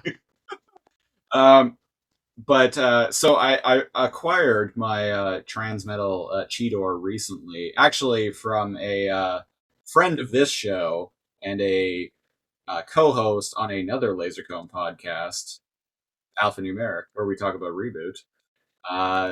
Lady Glitch found a Transmetal Cheetor in the city that she lives in America Land. Maryland. Maryland, yeah. In Maryland. Yeah. Actually, she lives in Georgia, but Okay. But yeah, she found a figure and bought it and mailed it to me, and I just PayPal'd her the money for it. And I was surprised. Like, it's a really solid figure. Like, the build quality of it, especially for a deluxe figure, like, wow. How often do you play with them? I fidget with them good. because they're The show and stuff, yeah. normally I have them out here right now for this for this recording, but normally they're on my computer desk to my left while we're recording the show. So like a lot of the times when we're doing like preamble stuff, like just talking about whatever. Like rearrange them and stuff. yeah, I'll move them around. I'll transform them. I'll usually try to display a different figure, like Depending on what episode it Yeah. is. This is a Rat Trap one. Rat Trap goes forefront. Yeah, exactly. We were talking. You had mentioned, aren't those like, oh shit, like nerd moments? They're the best. They're absolutely the best. Do you recall either the last oh shit like nerd moment you had, or like the first one when you were young? Like just I had one the other day when I found that Haley Atwell is going to be the voice of Laura Croft. Oh, I saw that. Yeah. So that was a pretty good, like, yeah, okay. But I would say anything with Spider-Man. So Literally. you get anything- hyped. You're a Spider-Man nerd. Yeah, I'm a Spider-Man nerd. Absolutely. I read Spider-Man religiously until the Clone Saga. The one where it turned out that Spider-Man wasn't Spider-Man, and then they're like, "Whoa, wait, never mind." So Yeah.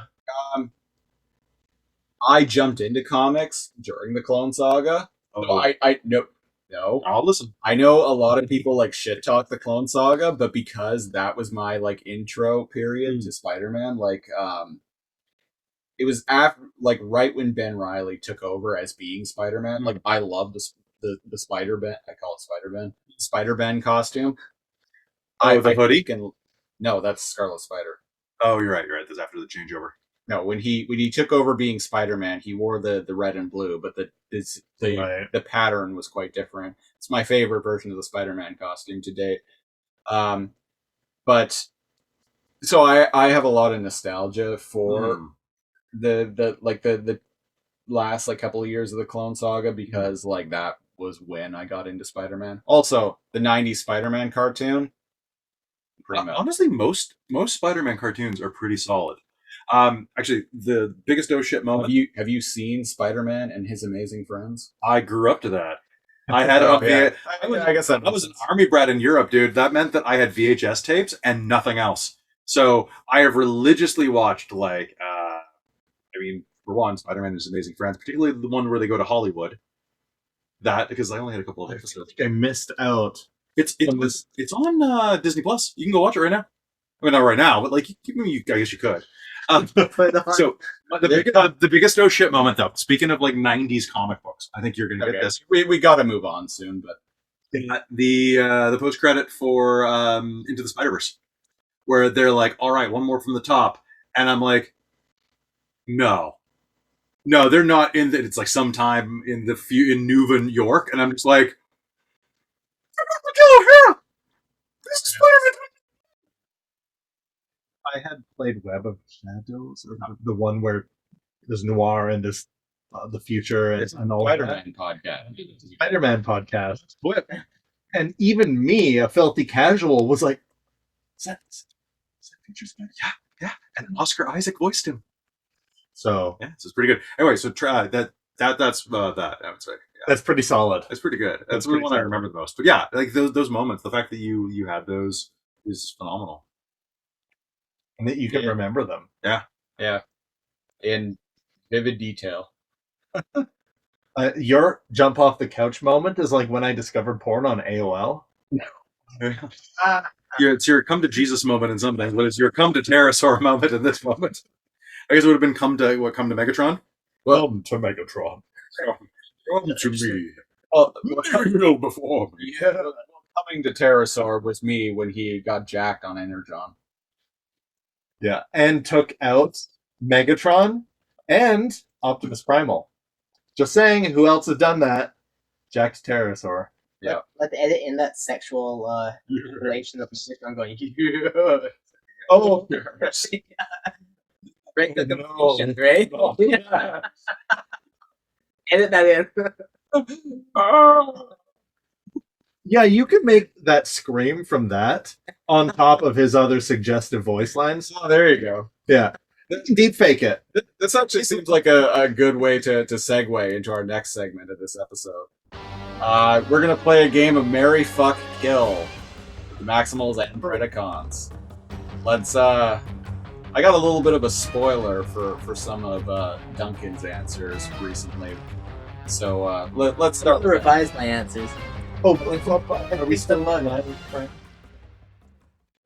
Yeah. Well, Marry, fuck, kill, or marry, friend, kill? So, marry, fuck, kill for the Maximals and Predacons. You can do them together as one team, right, as one group, Okay. or you can do them separately. If you don't want to fuck any member of a particular faction, Understandable. you can. The F can also mean friend. I'll fuck anything. I'll fuck anything. I'll fuck friend. No friend. Oh, no friend. No friend. No friend. So I know we discussed this previously, Christopher. We did, yeah. I've thought on it further, and It's kept you up at night. nothing but something where you're falling asleep, right? Yeah. Because I watch Beast Wars late into the night, and then I lay in bed. I just think, Just wake up and call yeah. yelling Dinobot. Seeing a montage of you getting out of bed and like going down and like, honey, are you okay? No, I have to do this. This is important. Just sitting at the edge of the bed. But You're just at the edge of the bed being like, I'm just like, yeah. That's who I would friend. So, marry, fuck, kill. are you gonna do both factions together or separately? I have one list. Okay. Okay. I thought about it. Rule them all. So, my marry. Who do you want to marry in the whole Beast Wars universe? You want to be in a relationship with somebody who's stable, who can take care of you, and who has perfect blowjob lips. So I say Rhinox to marry. Oh. And he's handy. And he can take care of you. And he could right? punch Megatron out. Probably a good kisser too. Those big lips. And he's yeah, horny. powerful. Take care of you too. So I probably marry Rhinox. I was debating between. And he's got that soothing voice. Of course. I was He's debating, lovely. I was debating between Optimus Primal, Rhinox, but I think Rhinox is Optimus Primal. He'll be focused on taking care of everybody. Maybe not give me enough attention. That's You're making a really solid case for this rhino. Right? And I'm like, hold up. Hold Let's up. change my You said blowjob lips, and I was like, let me just check my criteria. Look at a picture of Rhinox and tell me he's a perfect blowjob lip. Alright? So we'll leave it at that. Who am I gonna fuck? You know who I'm gonna fuck. Transmute. Right? I'm kinky, because that who knows what's going on there. I'm kinky, I'm freaky. Leave it at that, right? They're barely string together sentences. Yeah, I like that weird chicken vibe. You know? So I found that shit so I horrifying. like the mask kind of face, right? You can't really Yeah, tell you what like they're thinking. the mask thing, and then you like crying out "friend" when you release. That's what I it's for. I hope they say lover. Okay, Right? Or it just says hurt. No, of course not. with benefits. Don't I'm- get ahead no, of I'm yourself. a passionate lover. I'd be very nice. Okay, wild answer. I like it. Yeah, so that's my fuck. And then my kill, it was hard because I don't really want to kill any of them. The character that pisses me off the most is kind of Waspinator. Oh. Controversial opinion. The reason why I don't like Waspinator that much is because he always comes in, he comes in, he kind of like fucks stuff up, but he doesn't really do much. He just like does his own thing. Sure, he'll shoot some people, and may I talk about the discrepancies between how much damage people will take when they get shot in Beast Wars? Yeah. Something Fucked up. we've actually, surprisingly, shockingly, have never nitpicked. It's fucked, but Well, know- we have commented about the fact that like Optimus Primal gets shot in the chest and he has a hole in his chest, and it's like, oh god, he's like dying. He's got to spend like 12 whatever cycles in the CR chamber, but then like Waspinator gets like blown to pieces. And, he's fine. He just pulls himself back They together. have better facilities, as we've discussed. You get a dip Right. in the Energon bath and you come out. Yeah. makes Oh. sense. Yeah, the hot tub heal machine. The Yeah. infrastructure. They have the infrastructure. I remember that. So they had a CR chamber on the Axelon for the Maximals. Yeah. But the Predacons just got dipped into like What, like they were French fries just going to? yeah, like literally, and then they Yeah. come out and their pieces would Oh, be back I together. never thought of that. It is kind of like a deep fryer. But I'm not a Waspinator hater. Let's get No, that straight. he Like, I ain't a don't- Waspinator hater. You don't hate who you kill. If I had to kill one of them, If you had to. maybe I'd kill Quick Strike. If it was like gun between the two of them. Yeah. I do like his like Western like shoot 'em up like vibe that goes like the Western music. That makes one of Like us. that. Also, if you were able to kill Waspinator, that would be impressive because that dude is fucking immortal. I was gonna say maybe that's the best choice because he would just get put back together, so you don't need to worry. Or he I dies wouldn't feel bad. because that is the power of Mary Fuck Kill. That's true. No, my weakness. And then we'll judge you. Regardless, I'll stick with my Waspinator because he was there since the beginning and he always kind of pissed me off a little bit. Because I always Fair. felt like, you could fucking do a bit more Waspinator. That's you an know? unexpected and respectable lineup. I could tell it kept you up at night. Well, I'm not gonna say that. It's gonna get us canceled. I won't say that. And on that note, let's hear Dan Tendo's choices. Oh shit! I kind of combined. I didn't do them like on both sides. So, marry, fuck, kill. Marry. I would marry Silverbolt because he's loyal. He's charming. He's a protector. So you kind of want you. He's someone you want to come home to. Fuck. Oh, and I plus he can fly, so like Oh, you've yeah, always yeah, you've that's always got a always a free plus. ride. You've Yeah, always that's got a true. free ride. Like Yeah. Fuck. So fuck is a tricky one because I would pick Waspinator, but when he was possessed by Starscream, because you're getting a 2-for-1. You're getting a Beast Wars threesome, so might as well. And then what was it? Kill.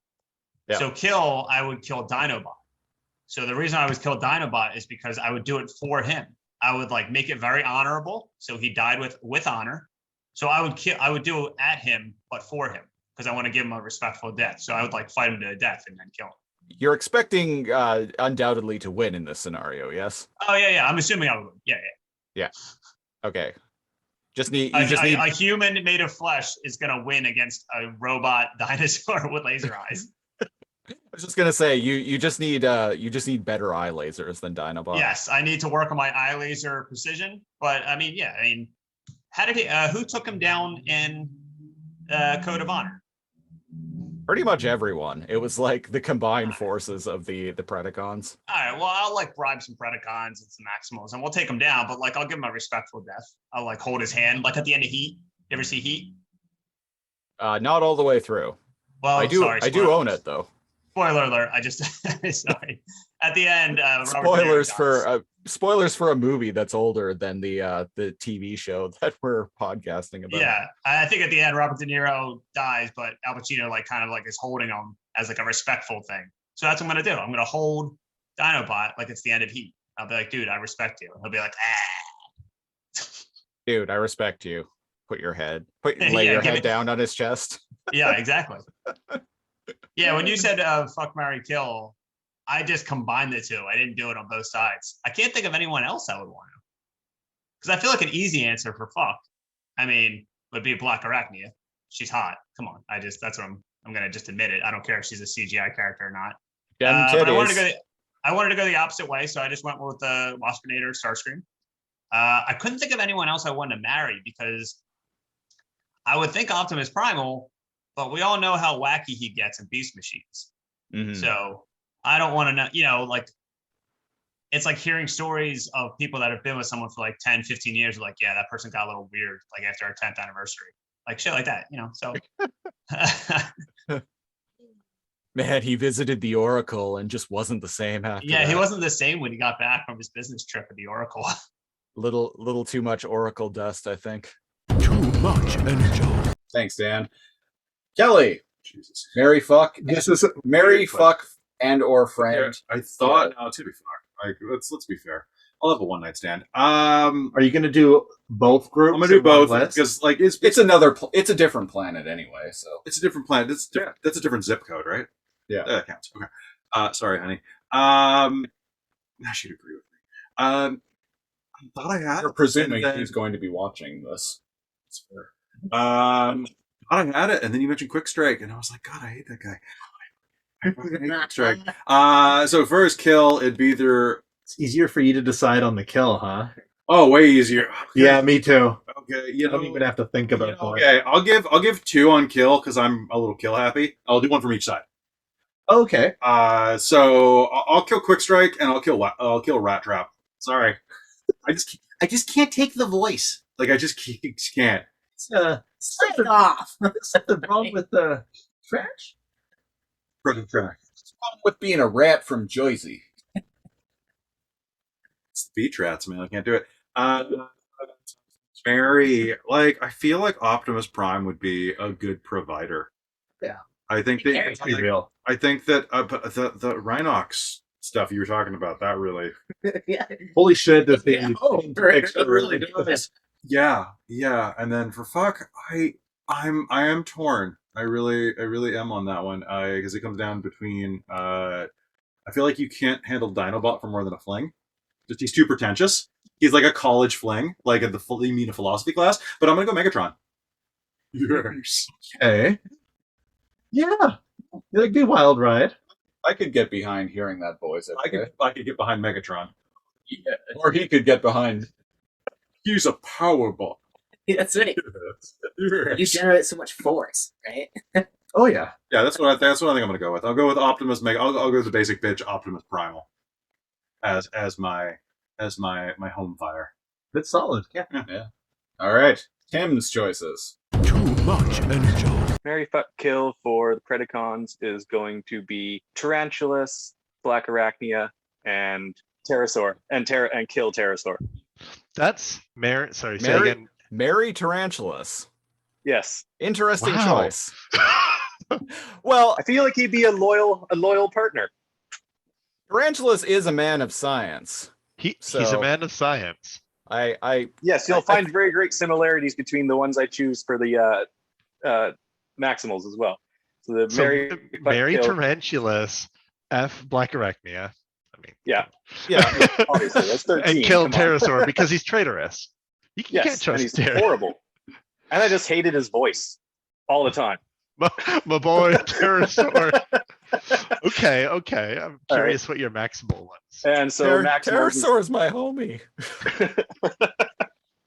so it's going to be Mary, Friend, and Kill. Mary, Tigertron, Friend, Cheetor, and Kill Rat Trap. I like Rat Trap, but I think he's the worst one.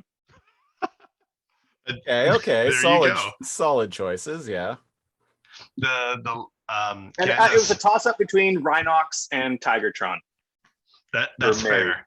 I'm with you with the Tigertron. He's loyal and he wants to be free. He'll still go And out of Cheetor his way to seems- help you. And Cheetor seems like he needs a friend. Yes, he do. Yes, Yeah. he do. He needs a Those are friend great to answers. steer him on the correct path in life, so he stops being such a dipshit kid. I say as someone who loves Cheetor. Yes. So Mary, Friend, Kill for the Maximals is Tigertron, Cheetor, and Rat Trap. And Mary, Friend, Kill, Mary fucking Kill for the Predacons is Tarantulas, Black Arachnia, and Pterosaur. Them titties, I tell you. Yep. Can't beat the golden boobs. The golden boobs. Too much energy. Tim! I thought we were friends, man.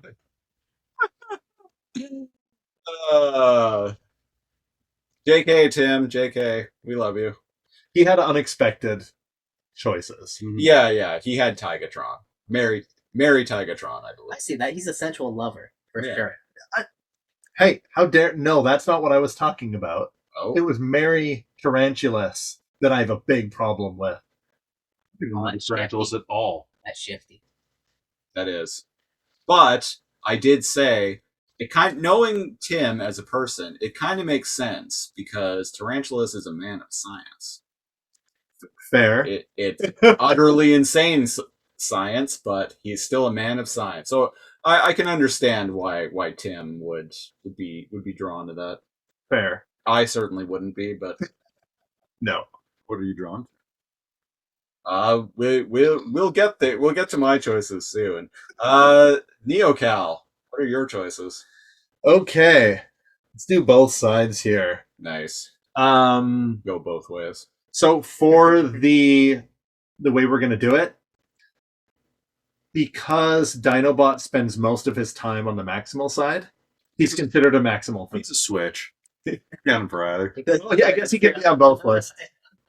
And Black Arachnia in this case, Predacon. Yeah. So let's start with the maximals. Mary. Oh man, you raised a good damn point. See, I'm a lover, so you know. Mary. You sold me. I was gonna say Optimus Primal. No, I'm marrying Rhinox. Oh yeah.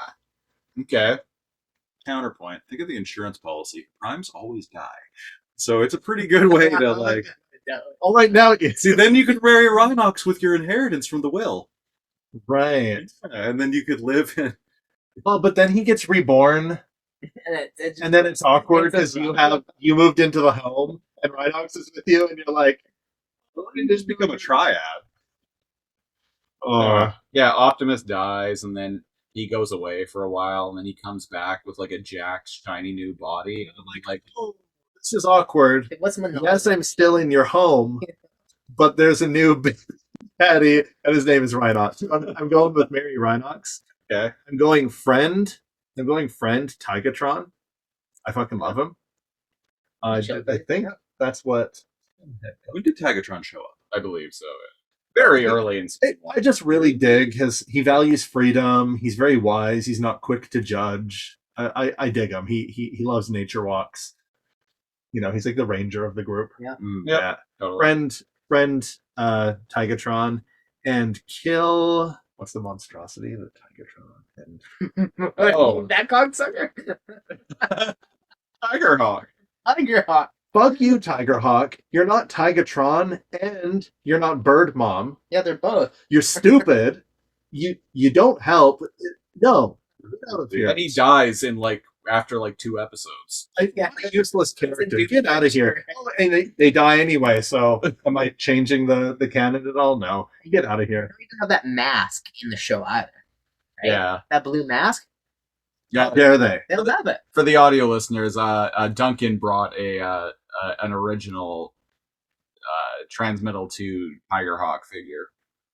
So, if you're listening to the audio version of this, go to the Lasercomb YouTube channel and watch the video version because it's way more interesting. Check it out. So, yeah, cool figure. Holy cow, do I hate Tigerhawk.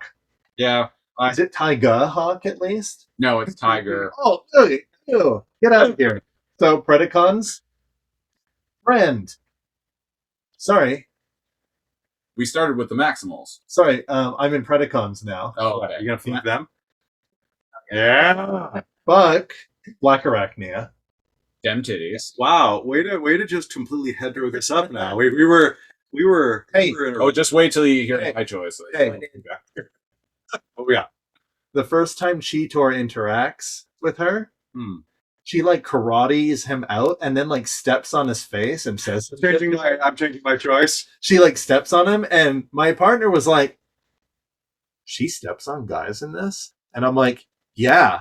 And I'm like, and she's like, see you around, kitty cat, or something like that, and just walks off after stepping on him. And I'm like, I'm gonna change mine. and that's fine. Bury that First time instead. she does that. Fuck Black Arachnia. Okay. Yeah. Marry Scorponok. There's Yeah. nobody more loyal than Scorponok in the entirety of the show. Yeah. Mm-hmm. It's fair.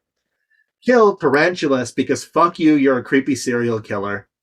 Yep. Sus. And you tried to weird science Black Arachnia. He reprogrammed the stasis pod to make Black Arachnia a spider, and he enthralls her in season two. 2, yeah. Fuck you, dude. No, kill Tarantulas. Yeah. I'll Get out of here. Cancel him first, then kill him. Cancel him. Yeah.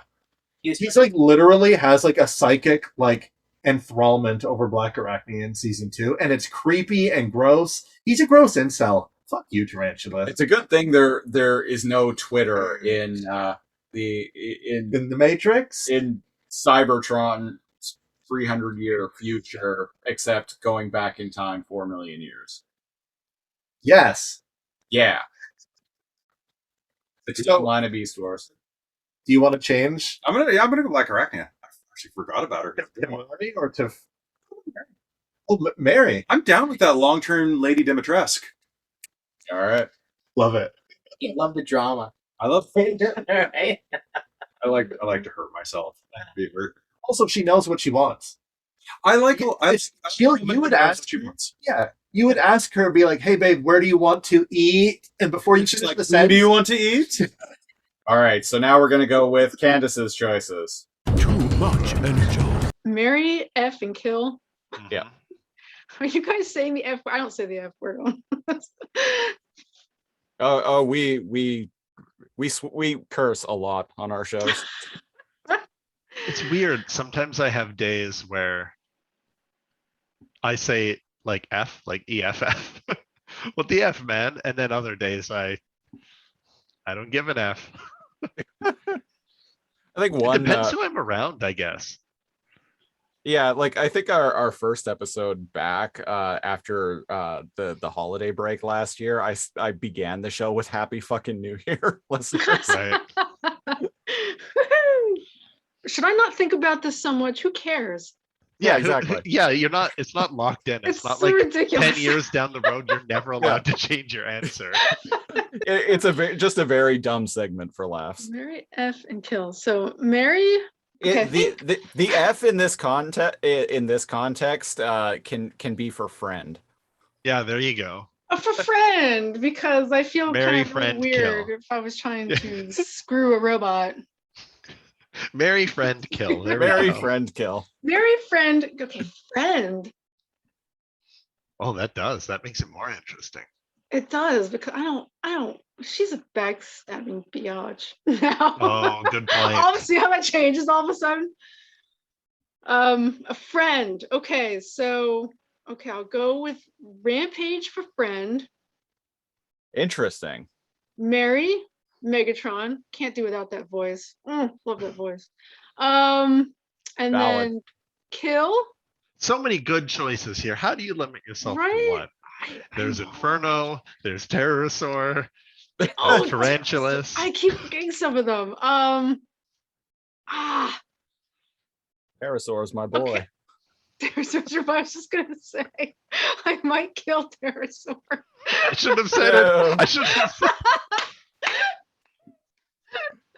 No. He's just so well. He's no different than Megatron. Really, I was gonna say he's so selfish, but all right, those are my preds. That's what I would do. why BFFs with Rampage?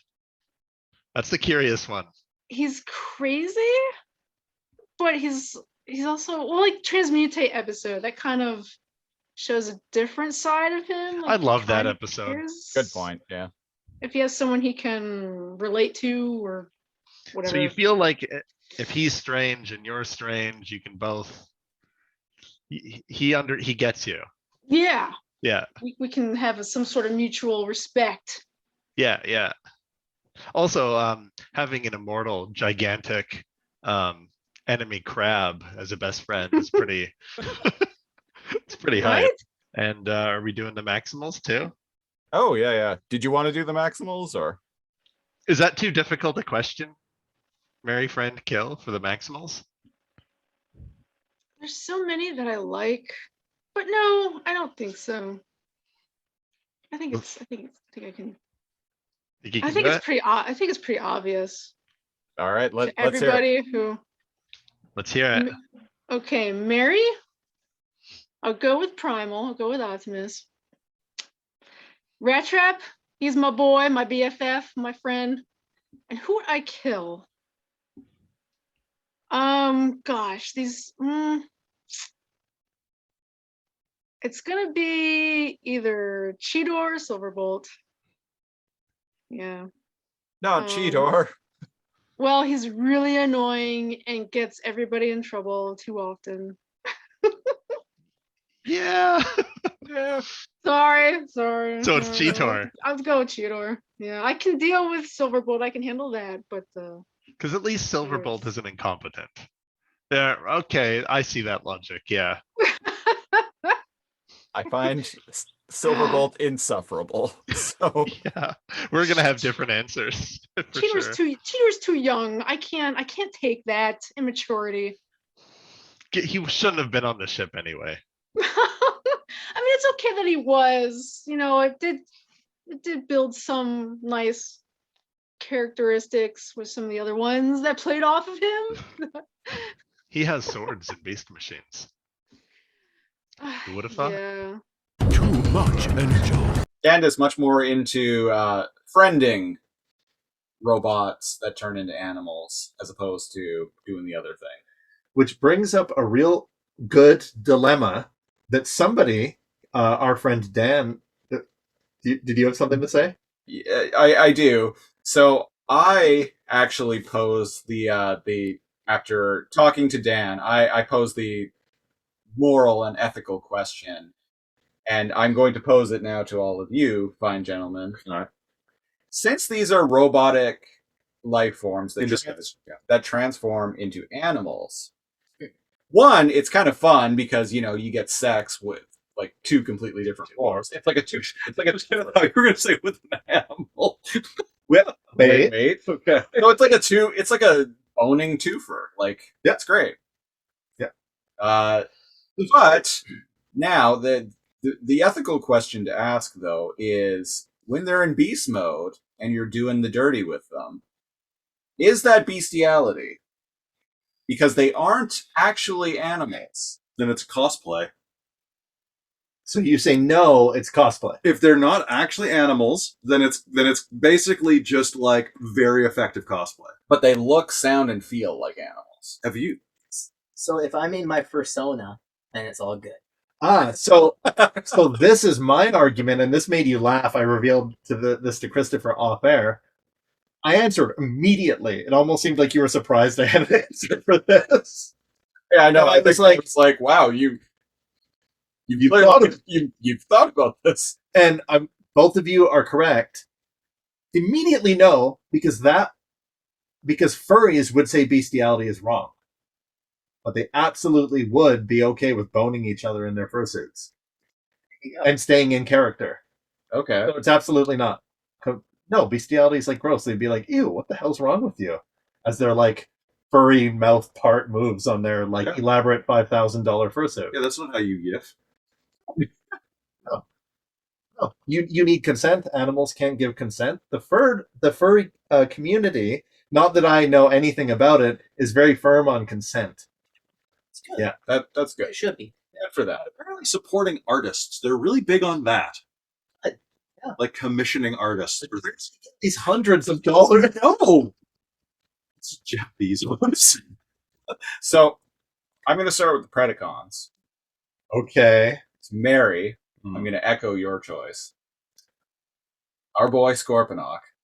He's really loyal. He is the most loyal character on the show, as you mentioned. He's also kind of fucking dumb. So, like, he'll do whatever you ask of him. And He's a dumb scientist. he's also a scientist. So, like, Science bimbo, yeah. so you can get him to do useful things. It might not work.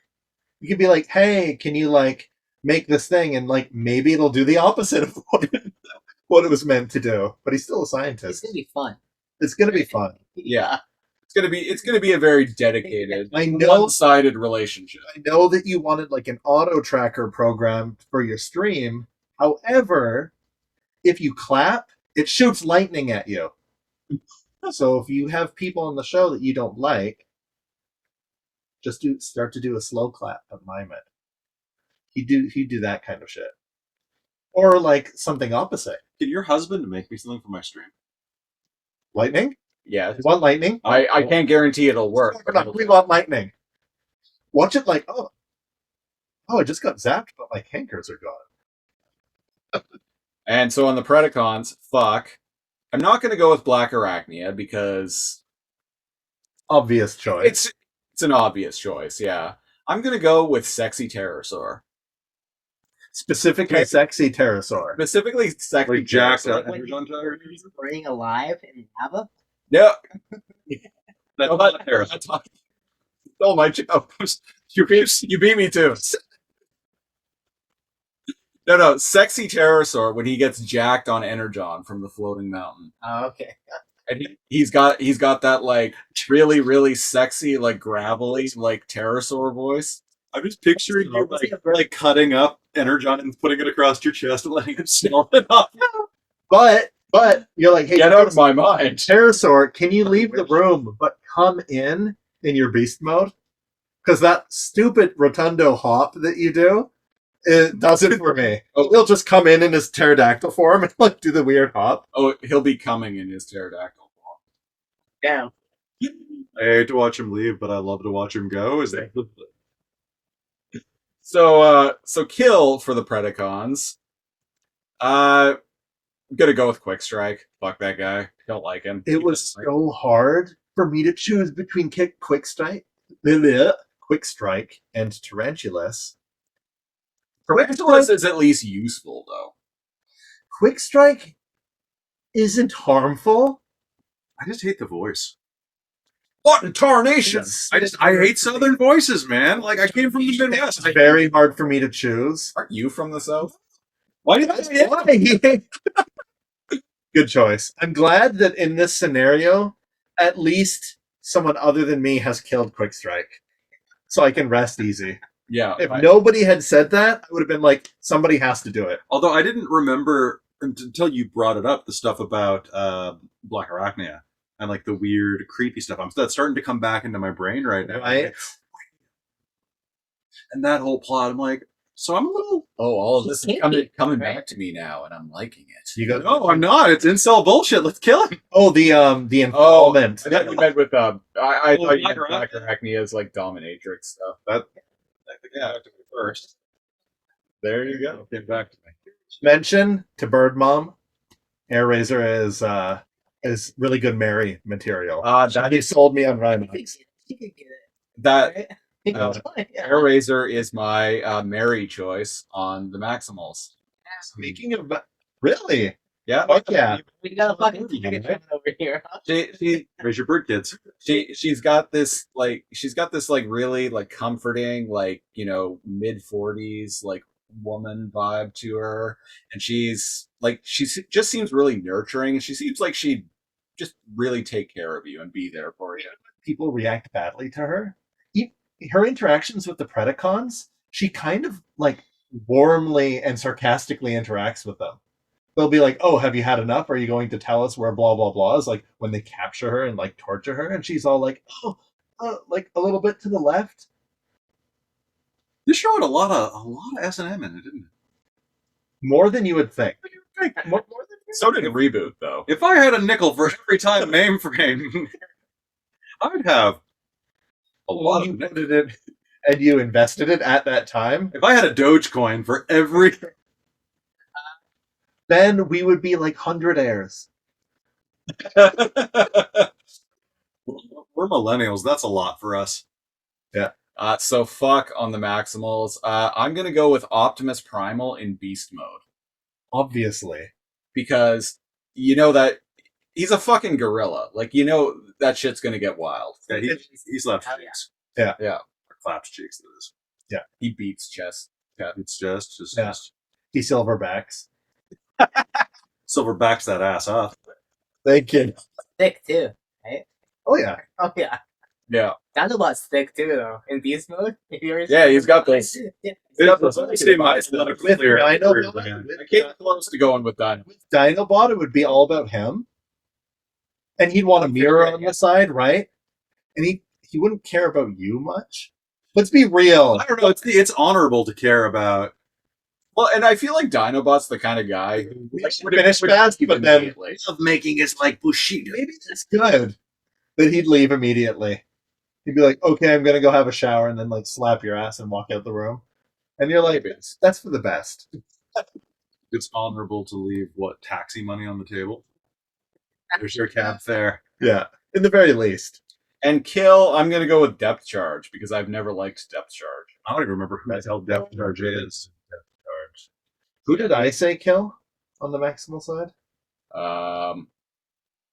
Rat trap. Didn't you? No, I said rat No, trap. you said rat I said rat trap because Did I skip kill? No. no. I can't remember. You said, Oh, I said Tiger Hawk. Oh, right. No, fuck Tiger Hawk. Yeah, Tiger. fuck you, Tiger Hawk. And fuck you, Death Charge. Shorzy. That same vein, yeah. You Shorzy. But Rampage was friend for Tim. Remember? Was that Tim or was that Candice? I think that was Candice. Candice, sorry. Yeah. Yeah, we were like, what? Yeah, listeners, all of these segments were pre-recorded and we did them a couple of days ago. And we They come in live. and we Actually, shotgunned this one, them. we're all green screened. We're not actually in the same room. We shotgunned them one right after the other. So they kind of just blur together. High five, never. Yeah, what our awkward high five was not because we're two white dudes in our 30s. We That's not why we're awkward. sitting in different places on this couch. Yeah, that's how that works. It's just, This is a week to film. well, it's COVID safety protocols, really. To sanitize the couch every time. Yes. Should we address that elephant? The fact that we're in COVID times, all hanging out in a room together. Who's vaccinated? Who's double vaccinated? Yeah, I have a fun story about that, but I don't think it's for the podcast. Okay. All right, so that was Marry, Fuck, Kill. Next, we're going to be counting down our individual picks for the top 10 episodes of Beast Wars. Kelly doesn't have. I'm gonna say Code of Hero. There you go. One episode you were on. That's the 10th, and then I think 9th is Code of Hero. What about 8th? 8th is going to be episode 1. Correct. Then 7th is Code of Hero. And the farting Rhinox one that I don't That's remember. top 3. Yeah. That's 6 and 3. And then Code of Hero is going to be the rest of them. I'm going to go with, Good choice. Yeah. All right, so how this is going to work is Duncan's going to start off naming his 10, 8, 9. Cal's going to do 10, 8, 9. I'm going to do 10, 8, 9. And we're just going to go from there. Then after we've counted down all of our lists, we're going to combine them. And basically, episodes that have commonality are going to place highest. And then if we, like, say... You have someone working out a spreadsheet for this? This is going I was going to say, This is like... I got their place in the Yeah. top 10 matters, and how many times they're listed matters. Yeah, exactly. I just tipped the scales. So say we all have like 5 episodes common on each of our top 10 lists. Those 5 are guaranteed to be the top 5 of the overall It's list. very mathematical and calculated. We're going to do it perfectly. Mathematical. Don't worry about it. I'm ripping off a format from a podcast that I listen to called the Top 10 Show. Check them out. Shoutouts. Yeah, shout out to John Roca and Matt Nose. They definitely don't need plugs from me, I assure you. All right. It's All the right. premier Beast Wars podcast in the entire world. So any shoutout On any world, really. insane. Especially Planet Energy. One would say this is the premier Beast Wars podcast in the universe. Yeah. Oh yeah, yeah. Prove us wrong. Yeah. I'm watching this on Saturday. Potentially the multiverse. Come at us, Beast Wars podcast variants. Oh, we mentioned that Yeah, in the preamble. Yeah. I was here. Yeah. That was you? The preamble for this episode? Sure. That was the Kelly without facial hair. Uh-oh. Are you... Evil Kelly is the same as like Kelly. He's just like more tired. That's just me in grad school. Yeah. Yeah. That's Evil Kelly. It's just you from... He's not evil, he's just annoyed and cranky. Yeah, that's Evil Kelly. All right, let's get started. We'll start with Duncan. All right. What's your number 10? So I got 11. No. Just listen. It's because a couple Did of Rhinox? Your dick so hard you forgot how to count. I get cum crazy, so I You know what? You rolled with that so well, I'm gonna shut up. I was writing this list while I was getting off, so we're right on. So I get to keep on crazy. All right. But He's got a lot of energy on a that. couple of them are like combined episodes, so it doesn't really count. But number 35. No, top 10. Top 10. Number not 10. 30. Top 35. Number 10. Episode number 35 is Code of Hero. Right. Okay. Number 10. That's my That number. was number 1. Yeah. Okay, that is higher on my list. So we are going to eye laser that away. cross-country missile it, if you will, for later in the discussion. Names. I kind of went through the entire Wikipedia page of episodes and Yep. picked ones I liked. As So, one we do. Yeah. You know, As we do. so they all have significant meaning to me. Like, I don't have them necessarily in order of like how important they are, but they're all ones that mean a lot to me. So Code of Hero, obviously, the one thing I really like about it is the early humans. Because Proto-human. shows the Dinobot for saving us, right? Yeah. You know? Yeah. Bro. He died so that we could be here. So what's your number 9? Number 9 is Other Voices, which is like 3 episodes almost. That Oh, was I like that. I like that because it was the premiere of Transmetal, and like Transmetal has such a significant meaning to me because of the toy line, right? It's on my list higher up. Yeah, Same with me, yeah. So what's your number 8? I do really like Spider's Game. Not on my list? I Tell us like why you like it. Yeah. I like it because I think Inferno is fucked. I love him. I love him being premiered. I think he's like a chaotic element to the show that at times kind of gets old, but For the royalty! but at the I same do love him calling Megatron my queen. at the same time, I think it's an interesting element to add to it. I don't know. That's why I put it on there. The Predacons kind of need a hyper aggro, super dumb, like warbot on their team, and that's him. A bit of cult relief. That was the significance of that episode to me, at least. All right. The premiere of him. Oh, What's your number 10? guerrilla warfare. That's my number 9. Let's talk about it. Jason Voorhees, Yep. Optimus Primal. Optimus Primal becoming a fucking It's a Flash horror episode. episode. It's all like dark, and he like gets so Scorponok, Cyber Bee. He shoots a bee at him, and it latches onto his chest and starts infecting his spark. It was supposed to make him passive.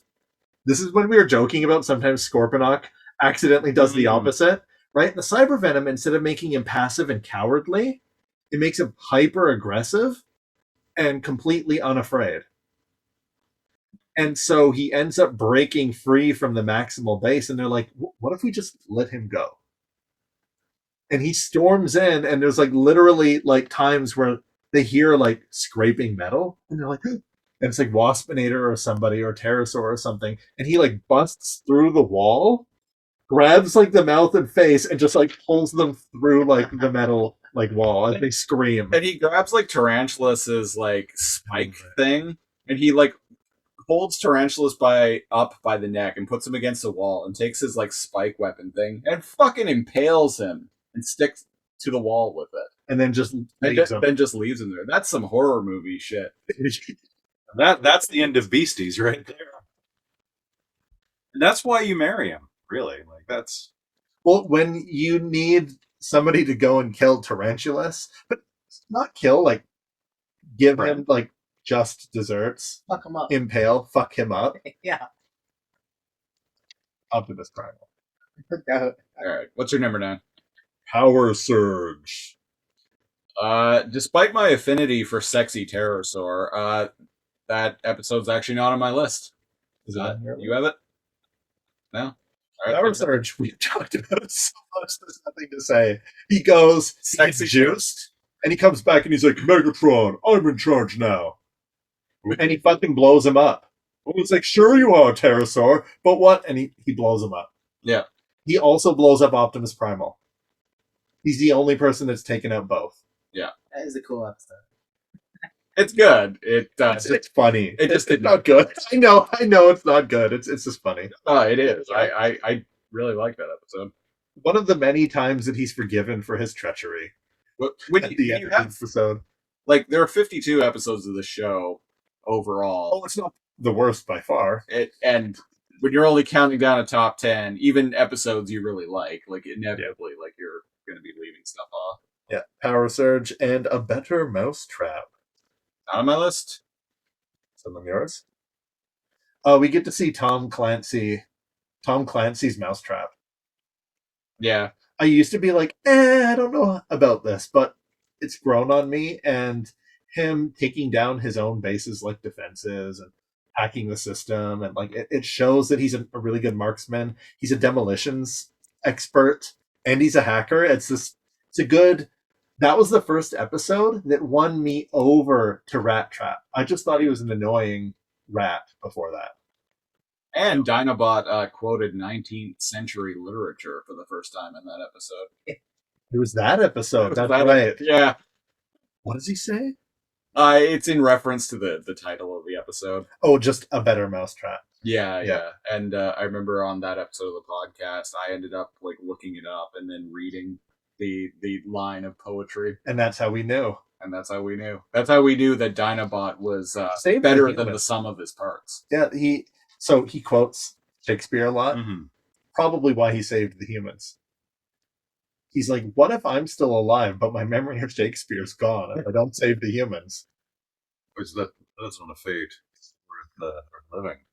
No, So my number 10 is Transmutate. that is higher up on my Nice. list. All right. Is it on your list, Duncan? Sorry, that's not. It's not. My number. Even though I want to fuck her, Fuck them. He would fuck Transmutate, but they don't like the episode. well, I gotta make sure I keep my persona about me. I can't be giving too much stuff. Yeah. Right? Because if Transmutate gets too into me, maybe they'll start screaming. I'll get fucked over. Then you're out of there. I'm done. Blow it up. Okay, yeah, that's higher up on my list. So we're gonna eye laser that one away. My number 9 was Guerrilla Warfare, which we already talked about. Mhm. My number 8 was, and I cheated here because I combined multi-part episodes. My number 8 was Other Voices, parts 1 and 2. That's on my list. That's on Duncan's list. All Fire right. up. Sending those away. Okay, Duncan, what's your number 7? So we've got Floating Island. Oh, that was Power Surge. Is it? Nope, not. He's meaning the one with like the traps and the. Yeah, right. Flying Island, not Flying? Is it flying? Flying Island, Floating Mountain. I always get those two mixed Okay. up in my head. I wrote Floating Island. No, it's The one with the tower and. yeah, that tower bullshit. The Trigger, parts 1 and 2. That's actually my number 6. So I'll tell you what I like about it though. I like the love dynamic developing between Airazor and Airazor and Tigatron. That's the Fine. That's the trigger. Yeah. Episodes 1 and 2. That is in my 3 chunk here. So yeah. yeah. So So I like. You know, Oh, I'm a lover. that's when you get Tiger and Bird Yeah. budding romance. And you know Yeah. what I like? It's realistic. It's not weird. Do you remember that? You don't remember No. Bird and Tiger relations? Not from this. Siberian Tiger Dad Okay. and Hawk Mom. Is that how you get that? That's how you. That's how you get that. Unfortunately, that is how you get that. Is that its own My thing, or is it two, like a some of merge? my 2 favorite. My lady, you're gonna ride a tiger. Right? actual line of I dialogue. hate the Vought. I hate the Vought. The The bottom. Vought did that. They're watching that shit and they're just like, The Vought. yeah. Yeah, I like to pretend they don't exist Yeah. too. You can tell that, like, Do you remember the Vought? no, I don't. I watched Thank the first season God. and a half, man. God, oh, to be alive and not know what the Vought are, such a beautiful time. Because so I hadn't finished all of Beast Wars when we started doing Yeah. this. The Vok are the aliens. Finally revealed. Yeah. Throughout season 1 and It's 2. Floating skulls They're in always like space. the aliens. It's like two the floating shit going on skulls. the planet is attributed to the aliens. And then you find out late in season 3 that it's these like floating skulls voiced by Rhinox and Tigatron called the Vok. And then they don't do anything. And they killed Tarantulas, Just for the lols. which still doesn't make me like them, and that is how much they suck. Well, they're just nothing character. It was such a like horribly underwhelming conclusion to the whole like myth of like who the aliens Yep. of this planet are. And then they went on Yeah. to write Lost. Oh, and they wrote the ending to How I Met Your Mother. I actually like the ending. We'll fight about that. on another podcast. On the Let's Talk Shit About Your Mother podcast. Hey, that's a good name for a Not funny podcast. show. Shit about your mother. Patent pending. So yeah, that's the trigger. Yeah. That's when the aliens were still mysterious and cool. Yeah. The traps were dumb. Supposed to get another one here? Yeah, Okay. that was what? 7. Yeah. So what's your number 6? Might be a bit behind here, but I'll say Dark Designs. That's higher my up number. on my list. That's my number 5. Oh, that's higher on mine. Okay, so we'll save that one. Duncan, what's your number 5? Or yeah, 5. Guerrilla Warfare. Oh yeah, yeah. So we can. We already talked about it. Yeah, we talked about the horror episode. Yeah. Yeah, yeah. Cal, what's your number 7? Other voices. Yeah, which we. I think we shot away. Oh, we. Yeah, that was my number 8. Yeah. Did we talk about that? I have a terrible memory. No, we didn't actually. Is Other Voices on your list? Yes, it is. Oh, It's higher up though. is yours higher up than 765? I'm gonna look these episodes up while you're talking about Yeah, them, so why I not? know what the hell you're talking Okay. about. Look at what the VOG are. Oh God, please don't. Please don't. I don't know. Other Voices. End of season 1. Great 2-parter. It was an episode that stuck out with me. That like seeing part 1, like I could literally tell you like the exact circumstances like surrounding me watch. I'm not going to, but surrounding me watching that episode for the first time. Good finish to the first season. Yeah, like actually like meeting the aliens for the first time finally after like 25 episodes. It took the form. And they took the form of Unicron. And then like the Maximals go into this like the Maximals and Predacon go into this like weird like comical truce, even though the show seems to not know the difference between a truce and a ceasefire. Yeah. So we get like a bunch of bits where like the Maximals can't shoot at each other, but they can punch each other, and like they can like hold up like metal plates for Oh, I forgot about that. And then like at the end of the episode, part 2, Optimus fucking dies. Like that blew my mind when I was 11. He fell in lava, or was blown apart, or whatever. Like He very That- dramatically died blowing up in space, destroying the moon. That was Megatron, like a Bond villain, gets to monologue right before his death privately to him Yeah. while laughing as he's dying. And like when he's slamming on the glass and he's yelling, Megatron. And as a kid, you don't want to believe it. Christopher and I reviewed it, and you see his parts flying through space. Right at the camera, like even a bit of his face. And we're like, oh, I missed that as a kid. He did. Yeah, he did. He did. So that was For me, that was number 7. okay. So where are we? It was your number 6. 6, Transmutate. All right, that was my number 10. Duncan, you said it wasn't on your list. No, I didn't put it on the list, even though I thought Transmutate. Great episode. Really, it took a character in Rampage who previously was basically just like Hannibal Lecter meets Jason Voorhees. It was Inferno, but smart, Yeah, as we've discussed. Yeah. Smart Inferno. Smart Inferno. And it actually added emotional nuance to the character. Yeah, for sure. Even though his motivations were sociopathic, Yeah, right? Because he's like, you're just like me, and he was projecting it. yeah. Lots of projecting, but What a out of place episode. It doesn't feel like Beast Wars almost. It's great on like different levels. And like Transmutate, having like being friends with Rampage, but also being friends with the Maximals, specifically Silverbolt. Yeah. There's a lot of discussion and unraveling to do about how to perceive Transmutate. Right. Like he didn't develop like fully, and like we could like talk on like mental illness, right? Or like the depiction that he's very young. He doesn't have any programming or memories or Pretty whatever. sure Right? it's genderless.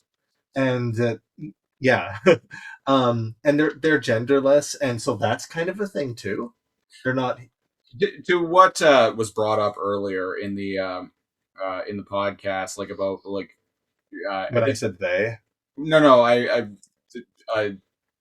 Duncan, I think you mentioned earlier that like you like different episodes now than you did when you were younger for different reasons. When I'm gonna be perfectly honest, I hated this episode when I was like when I was like 12 because, and I'm gonna be quite frank here, I was like, I don't want to watch an episode about a rotundo transform. Yeah. And it was boring. And it was boring because of that. Watching it as an adult, though, I mean, it's on my list. It's number 10 on my list. And number 6 on mine. It's a very, very strong episode. Yeah. And I'm doing 7, 6, 5. Number 5 is the trigger. The trigger, which we already talked about. Yeah. So my number 7 is Aftermath. Not on my list. It is the first episode of season 2. Picks up immediately after the end of, right after the end of Other Voices Part 2, with the Planet Buster exploding and Optimus Prime getting dead. Quantum Surge hits the planet, creates the transmetals. Fucking hype episode. I think on the podcast I gave it and Pterosaur. I gave it a sufficient amount of Energon, not a too much Energon rating on the podcast, partially because like Scorponok and Pterosaur are just so unceremoniously killed. Get fucked over. It's such a stupid way. Yeah. It's something like Black Arachnia, like an episode or 2 later. I can't even remember. Maybe later on. She mentioned later on in the episode that she doesn't see Pterosaur and Scorponok. So you must be like needy of. So you must need troops. Yeah, so you must need troops, and he's all like blah blah, like he doesn't even acknowledge her. Yeah, and I'm like, really? Yeah. So, my number 6 was the Trigger parts 1 and 2. My number 5 was Dark Designs. That's higher up on my list. And same with our list too. All right, so we can shelf that. All right, Duncan, what's your number 4? Well, my list is a little bit fucked up here, I think. Because I have 11 on here, but I combined like a couple of them based on like what was going on in the actual plot. Okay. So I only have 2 left. But yeah, that's mine. I've got Fallen Comrades. All right. Not on my list. Not on my list. What did you like about Fallen Comrades? The reason why I like it is because I like Megatron a lot. That's the thing, right? Like, it was hard for me to make the list because I'm like, Tigatron is so cool, but like, and chill, and like, he's the druid. He just like the ranger of the show. Yeah. So, like that, and then I also have the web. Not on my list. You guys remember the web? Oh yeah. Which, mind you, is a great Nathan For You episode. If you want to watch a great show, watch Nathan For You. Watch the web. But still like about the web. I think it's like a funny, like quirky, like to me, Beast Wars has these elements to it where at times it doesn't take itself too seriously, and like in the early parts of it too, like I feel like it's really well done. That's fair. In the way like the web comes about, like I just love the idea of like Rat Trap like having to like boss up and take care of everything. That's you know fair. What I mean? Yeah. That's the reason I like it, because it's like nostalgic to me. It's like quirky. It's weird. Yeah. And that's the reason why I like the episode so much. You know, because all the stuff, the show progresses, and the show progresses really well, and you get really involved with it and stuff too. But like to look back and see this kind of episode that's just like a little blip in time, and you can just enjoy it for what it is. Like to me, I don't know, it's just a beautiful. And correct me if I'm wrong. That's the first glimpse of the sociopathic tendencies of Tarantulas. Or am I getting that mixed up? Yeah. Because he was gonna eat Chico. He could just kill him. Episode. But he's like draining his energy to like torture him and then eat him. Yeah. Like a spider. Like a filthy spider. Like He embraces his spiderness. Tarantulas. Mm-hmm. I don't abide that. What's your number 4? My number 4, A Dark Voyage. Not on my list. Is it on your? Yes. Rhinox goes on a spiritual retreat with the rest of the Maximals. They all go blind. They have to get back blind. Yeah. And there's a moment Good where episode. Rhinox like meditates and he's like, go into your mind's eye, everyone. And he's like directing them where to shoot and how to listen to the sounds and stuff. And they beat the Predacons, the idiot Predacons. Yeah. They beat the Predacons without having their vision. And it feels dangerous. Like, is one of them going to get taken off the show? Like, even though no, they're not. It feels very dangerous. And to be able-bodied and then suddenly something like you going blind and realizing how completely helpless you are was like scary. Like when the anaconda attacks them in the jungle, I'm like, man, this would be easy if they could see, but they can't. And they're like stumbling around and one of them gets grabbed and it's just like, can they help him? Or what the fuck? So it's scary in a weird way. Mm-hmm. Yeah. So I like it. What's your number 3? Number 3 is Code of Hero. That is my number 4. Is it on your list? It is, yeah. My number 1. No, it's You know what? it was my 10. It's on everyone's list. You can talk about this episode. This is multiple times on Kelly's list. It's true. It's true. Yeah. So I mean, we did talk about it at length on that episode I was on with number. True. But yeah, no, it is the unfortunate final episode of Dinobot. Well, sort of, because he comes back as Dinobot 2. Dinobot 2. It's the last time he did it. Which we kind of found out Dinobot 2 had vague memories of the first Dinobot. And that, weird, right? And that's the only redeeming part of Dinobot 2. And Dinobot 2, right when he gets little snippets, he does sacrifice himself to stop, or at least not aid Megatron. Well, and he alerts the Mac. This is a completely different episode that we're now talking about, but he alerts the Maximals to the presence of the Autobot shuttle. Big deal. Yeah. So they would have never gotten off that fucking planet if not for him. Really big deal, yeah. So, as Dinobot 2 changed history, but Dinobot 1 literally saved Dinobot 2. Whoa!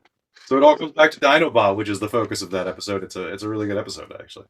Saves mankind? Yeah, and mankind gets the hammer. That's great. At the end, and that's great. And that's Proto Thor at the end of the episode.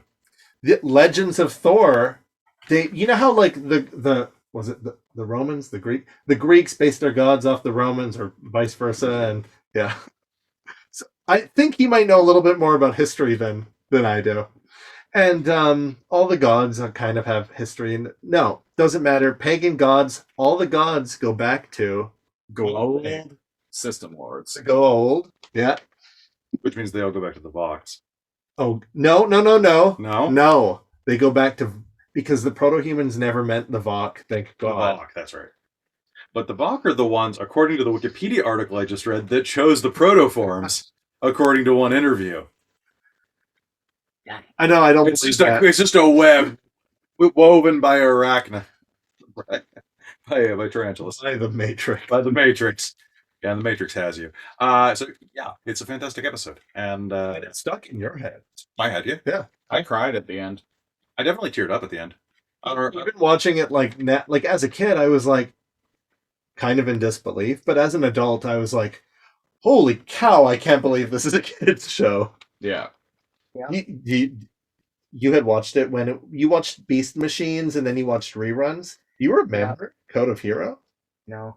You watched it later when you were a little bit I older. rewatched it like maybe 10 years ago, and I recently rewatched it all, and like it hit way harder recently when I rewatched it. Yeah. I remember they played them out of order at times, though. So Right. like Dinobot would die, and then he'd be fine. The next episode, he'd be like, Regular Ghouls of Inferno. Oh, that is something we talk about at great length, especially during the first season. So that was my number 2. That's 3. That was your number 3. Yeah. Okay, so my number 4 was Code of Hero, which we just talked about. My number 3 is Double Jeopardy. Not on mine. This is an episode you actually mentioned earlier about when you talked about Black Arachnia, like roundhouse kicking Cheetor and then, like stomping onto. Maybe that should make my list. No, that episode's just great. Like the Maximals think that Rat Trap is a traitor, so he's sent to infiltrate the Predacon base. That is a good and like the shenanigans he gets up to in the ship are just hilarious. I love that episode. That is a good one. What's your number 2? Dark Designs. That was my number 5. Is it on your list? I think it might be. Little Ryan accent. Yeah. Oh, it's on. Okay, it's on my list as like number 3/4. Kind of. Okay, so mine was Dark Designs. As written by Ian Weir. Yeah. Rhinox goes bad, man. I love like evil, snarky Rhinox. Everybody loves a bad boy, right?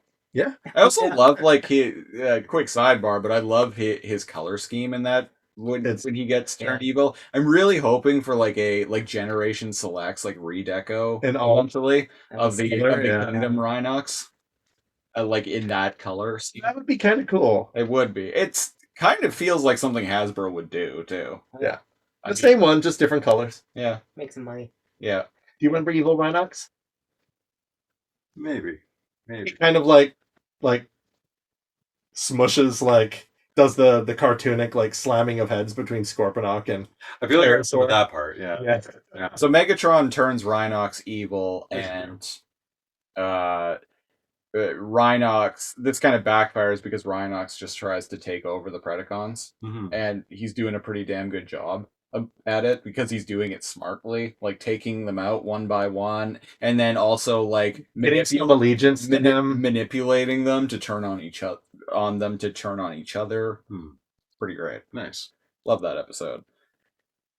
What's your number 1? Are we moving on to number 1? No, I'll do my number 2 then. Okay. My number 2 is the Low Road. That's my number 1. It's your number 1. It is. It moved up there for me. It's the perfect Beast Wars.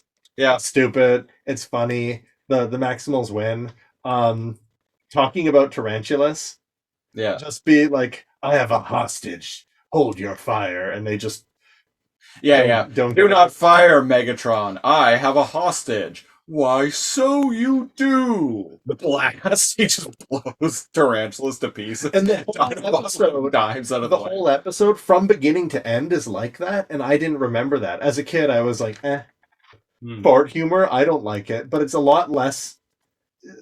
It's less focused than I remember it being.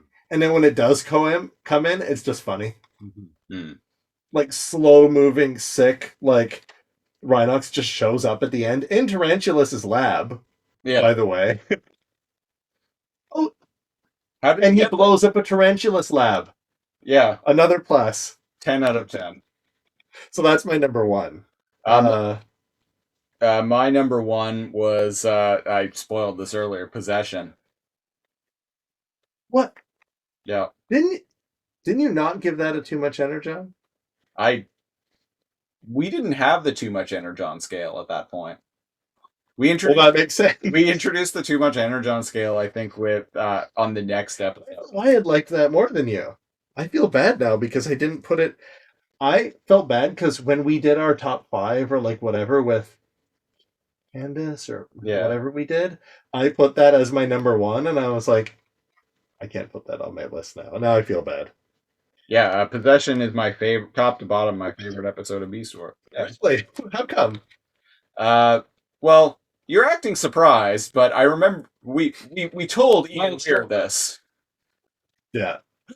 No, Possession, it's great. I really love the dialogue in that episode. Megatron it had some fabulous lines. I'm being dramatic. I knew Christopher loved it. Megatron had some fabulous lines in that episode. And I love Scream. Starscream. The first time the show actually connects to G1. Yeah. And just the back and forth between Starscream and Black Arachnia, and the way Black Arachnia manipulates him. The episode's really funny too. On top of that, It's a good one. Yeah. I kind of regret not being in here. Yeah. So that was my top 10. Now let's combine the lists. Uh-oh. All right. I'm the only one with possession. So that's cut. Well, it's not quite cut, but it has 10 points from you. So the Low Road was my number 2. My number 1. Was it on your list, Duncan? It's not even on Duncan's. Sorry. Okay, so that's probably going to be number 1. Double Jeopardy was only on my list. Code of Hero. On everyone's list. Mine was number 3. Multiple times. Yeah. I think it's weighted. It's weighted. I'm a ringer. Number 3 for me. There's commonality, so it's up there. It's commonality with everyone, so it's probably going to be number 1. Yeah, I was gonna say it's. So that bumps Low Road to 2. Dark Designs. Dark Designs is my number 2. It's my number 5, and Yeah, you had it on your list, so that's probably going to be number 3. The Trigger parts 1 and 2. Number 5. It's on. I know it's on Duncan's list. Island. Okay, yeah. Well, Flying Island. Yeah, that's what Flying- the fuck it is. Yeah. So yeah, we'll make that number 4. Transmutate wasn't on everyone's list. Aftermath was only on my Aftermath, list. Other Voices Part 1 and 2 was on all of our lists. And Guerrilla Warfare. Number 10. Yeah, so that's going to be number 6. And then Transmutate. On mine and yours. And mine was 6 up there. So I said I'd fuck Transmutate, so that's got to count for That's fair. So we'll make that number 7. Number 8. We'll make number 8 Possession, because it was my number 1. It's a good one. Low Road's already on. Up there. Dark Designs, Dark Voyage is already. Oh, Dark Voyage was only on mine. Transmute other Wait, voices. where's Dark Voyage on yours? I switched these two when I was reading them out. So Dark Voyage is number 4. No one else has Dark Voyage. Well, we don't have any more commonality. Okay. Duncan, what's your number 1? I like the web. There's nobody like The web. We'll make the web number 9. I had dark Designs too, though. Did you run it? Yeah, we've already got that one. Yeah. Other Okay. voices. And Other voices Dark- on all 3 of ours. Dark, and you had Dark Voyage really high, so that's our Dark number Voyage. 10. All right. So, All right, let me write these out real quick. Feel free to talk amongst yourselves. did you like what you read about the VOC? No, I didn't. Their design's awful. You looked at what they looked I like. looked at what they looked like, and I found that the creators could not agree on what the hell they were. It's kind of like they should have just been absent from the show, and the mystery is better than the reveal. Like with most things. Like with Lost, which I've never actually enjoyed seen. it. but I haven't I've actually heard. watched Lost either, but And Lost. Neither have I, but I like to shit talk it. Yeah, they're not really I great. told you not to. I looked up Transmutate too, and I was like, what the hell? What is going on? Doesn't look like Beast Wars, right? Looks like anything. Looks like a bunch of random bits out of the toy bin got smashed together. And it and would be painted like- green, Brown. So it was like an ET thing going on, and people liked it. like- and they're genderless. I mean, that's fine. But what I like- mean is, it's just so weird. And no, people, I don't think it was received very well. But as an adult now, I'm like, this is like- really good. Yeah. Like, it's talking about disability and how people judge them, and like whether they deserve to be alive. Yeah, that's And kind I'm like, that's that's kind of fine. deep. Yeah, and its existence being such a trouble for people, it doesn't know if it even wants to. They don't even know if they want to be alive. Mhm. Like it's That's kind of- that's kind of heavy. it's heavy. When Christopher and I reviewed it, we were like, "This is one of our favorite episodes, right?" Oh, well, was like, I know. yeah. Where was it? Oh, it's on the list, I'm sure. And, it is on the list. Yeah, we'll read it out on the top 10. And yeah, so there's that ableism, right? But they're really powerful and they can do some things that the other Transformers can't. So are you thinking this was like an allegory for, I mean, not like it was really in the prime stage in the 90s, but like autism rights or something like that? Because like that's what a lot of people jump Heavily. to, right? And my partner was like, wow, this is like similar to like autism or like savantism or something like that, right? They would have, like, back then it would have been thought of like Rain Manism type of thing, right? Like, right, yeah. And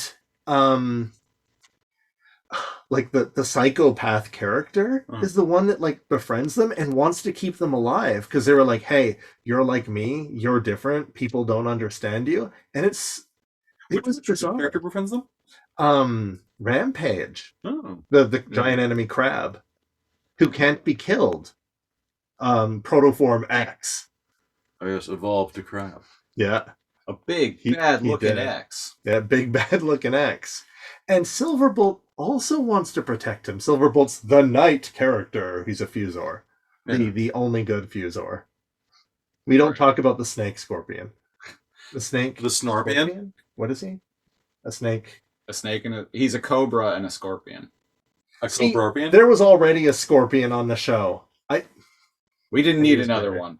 Okay. All right, so ladies and gentlemen, the official Too Much Energon top 10 episodes of Beast Wars ever is as follows. Official. This is canon now. This is official Beast Wars business. Counting down. Number 10, Dark Voyage. Number 9, The Web. Number 8, Possession. Number 7, Transmutate. Number 6, Guerrilla Warfare. Number 5, Other Voices, Parts 1 and 2. Coming in at number 4 is The Trigger, Parts 1 and 2. Moving on to number 3, it's Dark Designs. Rounding out the second spot, The Low Road and the Numero Uno. I cannot count with my fingers while I'm speaking, apparently. The number 1 best episode of Beast Wars, as decreed by Too Much Energon, here at Lasercomb HQ, is Code of Hero. Woo!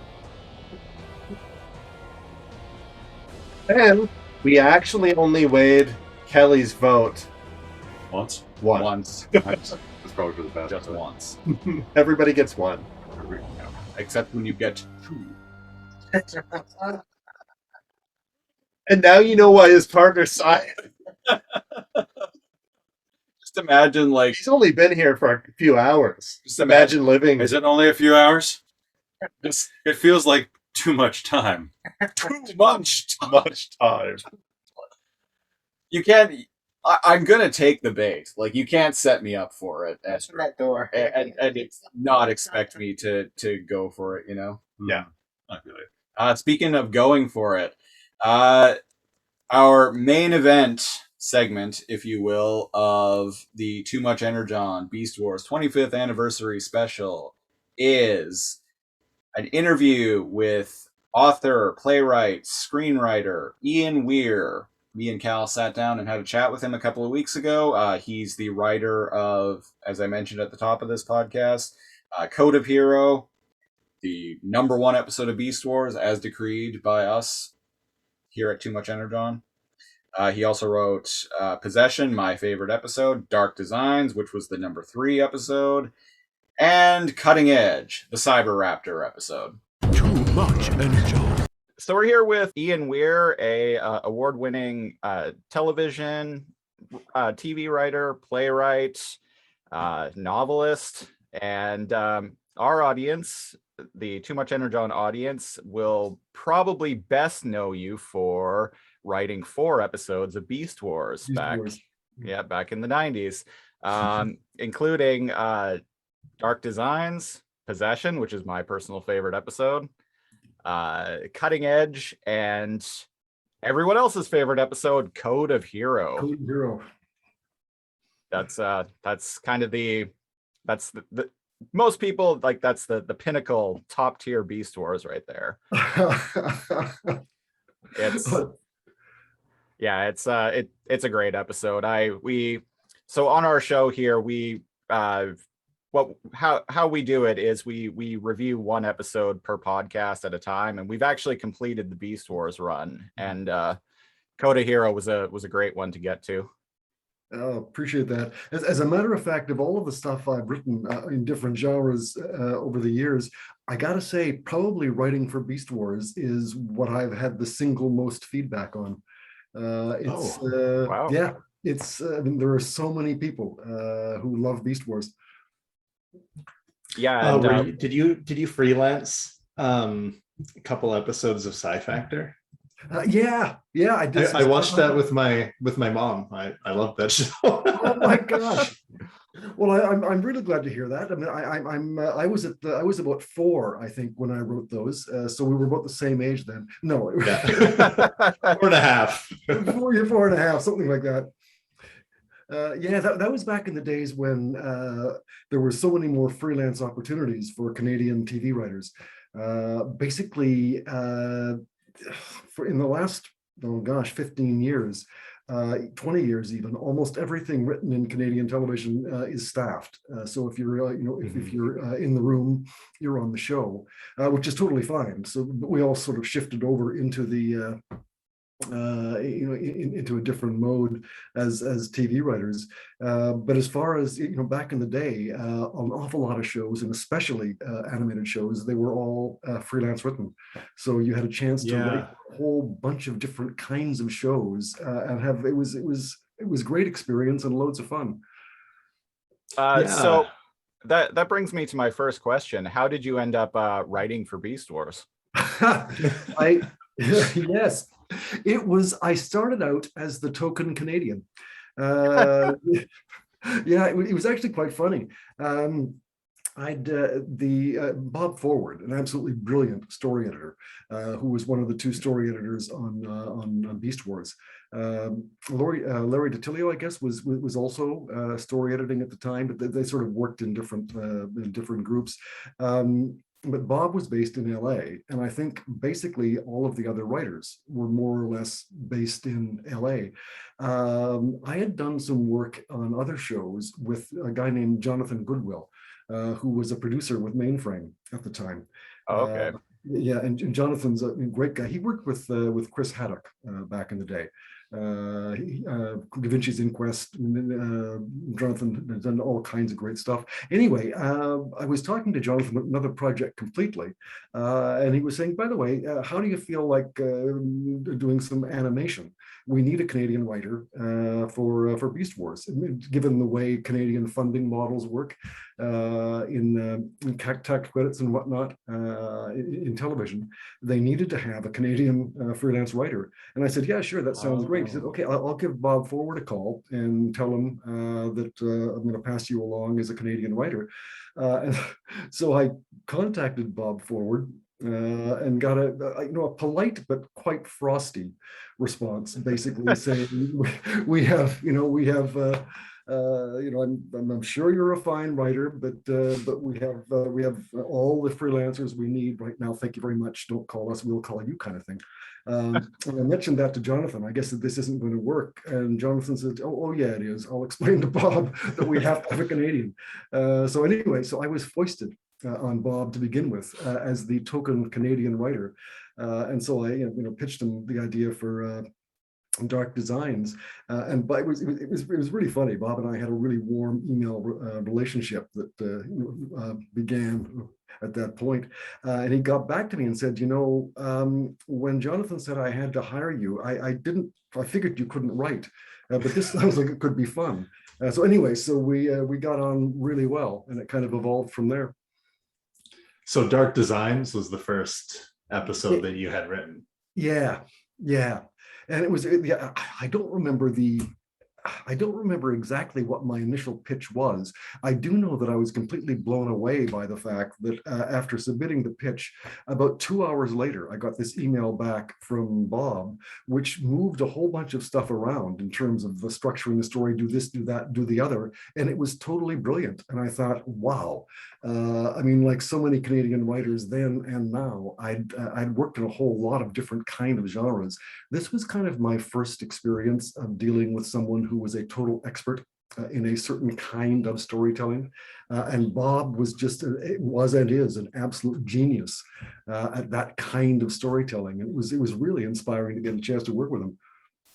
Yeah, I'm a really big fan of the dialogue in that episode. Rhinox in particular, when Megatron turns him evil, he gets very delightfully snarky.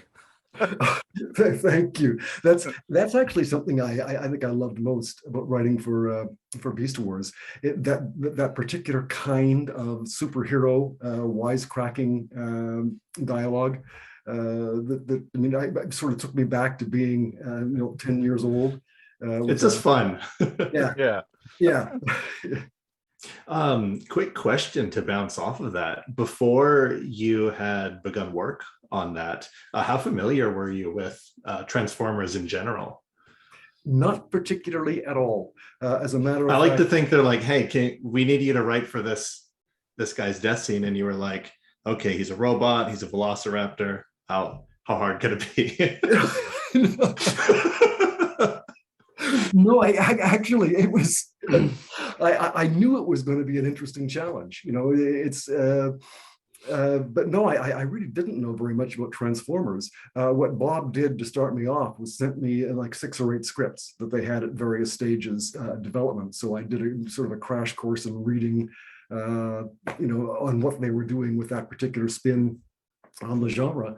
And as I say, it was kind of like going back to being a 10-year-old kid reading comic books, right? I mean, that's the way I kind of approach the dialogue. We're just remembering how much I always loved that kind of storytelling, and sort of went back and approached it in that spirit. It makes sense. That's about how old me and Cal were when the show was on. So Yes. Definitely struck a chord. Yeah. Speaking of that, the dialogue, you had done a lot of writing for radio. Yeah. But before that, right? And Yeah. I feel like, even though I wasn't familiar myself with a lot of Transformers before I begun this project with Christopher, I feel like the episodes where we spend the most amount of time dissecting the really good dialogue, a lot of them end up being your name rolling in the credits. Yeah. So we really we enjoyed the episodes that you did. I really appreciate that. I really do appreciate that. It's interesting. I mean, I never worked as a voice actor or any kind of actor, but when you watch voice actors working in the studio, it's very akin to the kind of incredible technique and professionalism from radio actors. I mean, there were, back in the day when a lot of radio drama was being done, there were some very, very great stage actors who didn't translate particularly well to radio, but working with really fine radio actors, people who can instantly conjure a character and a scene and sustain it with voice alone, was a wonderful inspiration. And of course, it did and does shape my approach to writing dialogue. And I guess, with voice acting, it's kind of the same because they're just behind the mic. Yeah. So a quick question on that note. Did you actually see the voice actors recording in studio, doing the dialogue? On Beast Wars, no. I never got a chance on this one. With other animated shows, with other productions, I was able to do that. I know why Christopher is asking about that. We have this ongoing joke because a lot of the characters are voiced by the same voice actor. We have this ongoing joke that there's one person inside of a booth, and he's just turning on each side of the microphone and just literally switching and going back and forth. And just literally arguing with himself. Yes. Would that Yeah, be the easiest way to do it? In my head, it seems like it. Yeah, no, it really is a marvelous craft. You're back in the day. I did quite a bit of radio drama for the BBC, and BBC did a lot more radio drama than CBC, and they actually had a rep company of radio actors attached to BBC. It was every year they cycled in new people, but they had this pool of about 12 or 15 people who didn't necessarily play the leads. They tended to be younger actors, but they were really good at it, and they had their range of voices that they would do. One of the actors who was famous for playing young boys was, of course, a woman. Was in her early 30s, and I got a chance to watch her at work, and it was great because she would just simply click over into her boy voice, and it's like her entire face would change, and she would just lock into this voice and go with it. Totally wonderful. Yeah, voice acting's an art form unto itself. It's interesting. You said there was kind of like a main cast at set, so it was kind of like the Saturday Night Live of the BBC radio play. Yeah, absolutely. They were really tremendous actors. Yeah. So for the 4 episodes that you wrote, did you mentioned a pitch earlier? Did you conceptualize the episodes in their entirety and then pitch them? Or did they come to you and say, hey, we need Dinobot to die in this episode. Hey, we need Waspinator to become Starscream in this episode? In 3 of the 4, the idea started with me. The idea may have morphed considerably.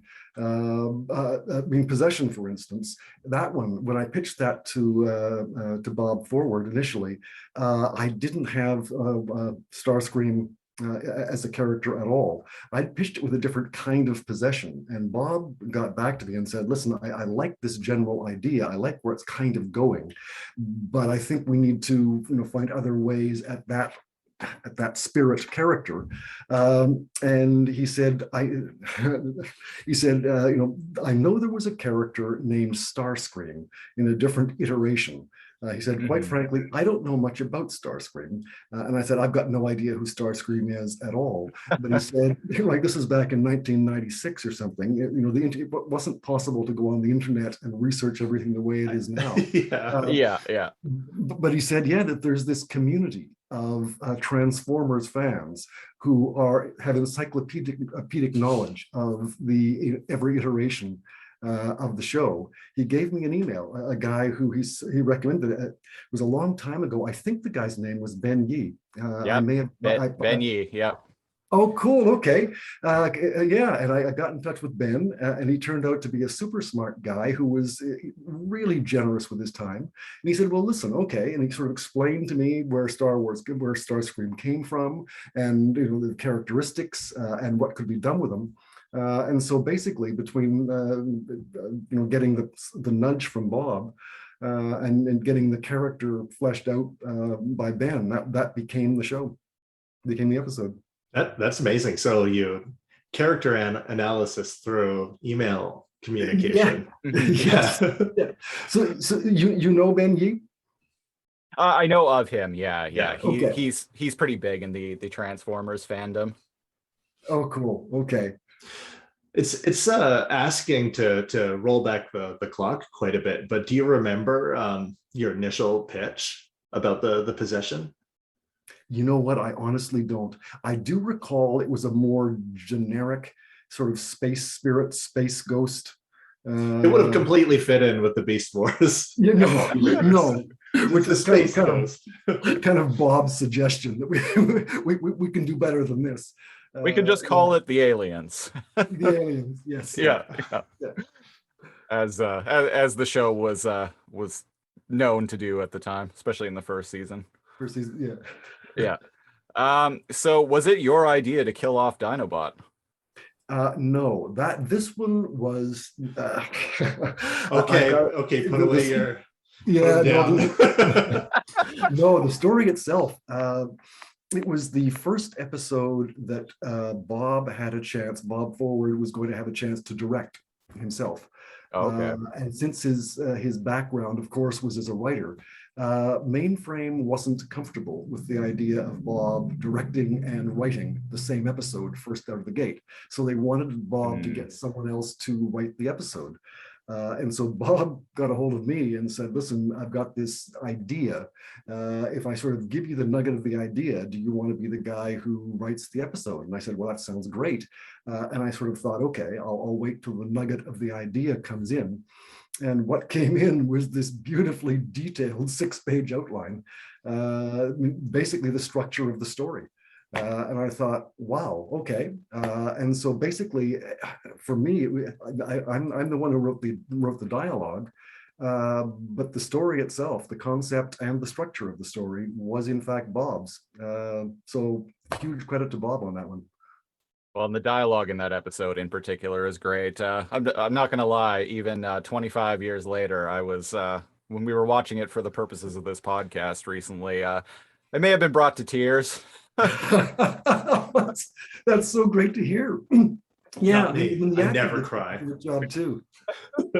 The actor, the directing of it, like some of the episodes of it's a kids show, I know that. But some of the episodes of that, I'm like, wow, geez, like everything came together, and this episode is something.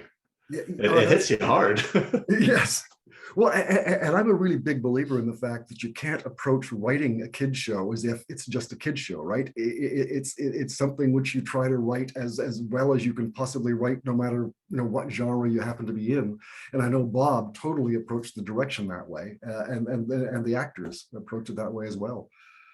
And I think that's one of the reasons why Beast Wars tends to stand out amongst a lot of other kids shows, even kids shows at the time, because I feel like a lot of other kids shows didn't go about it in that way.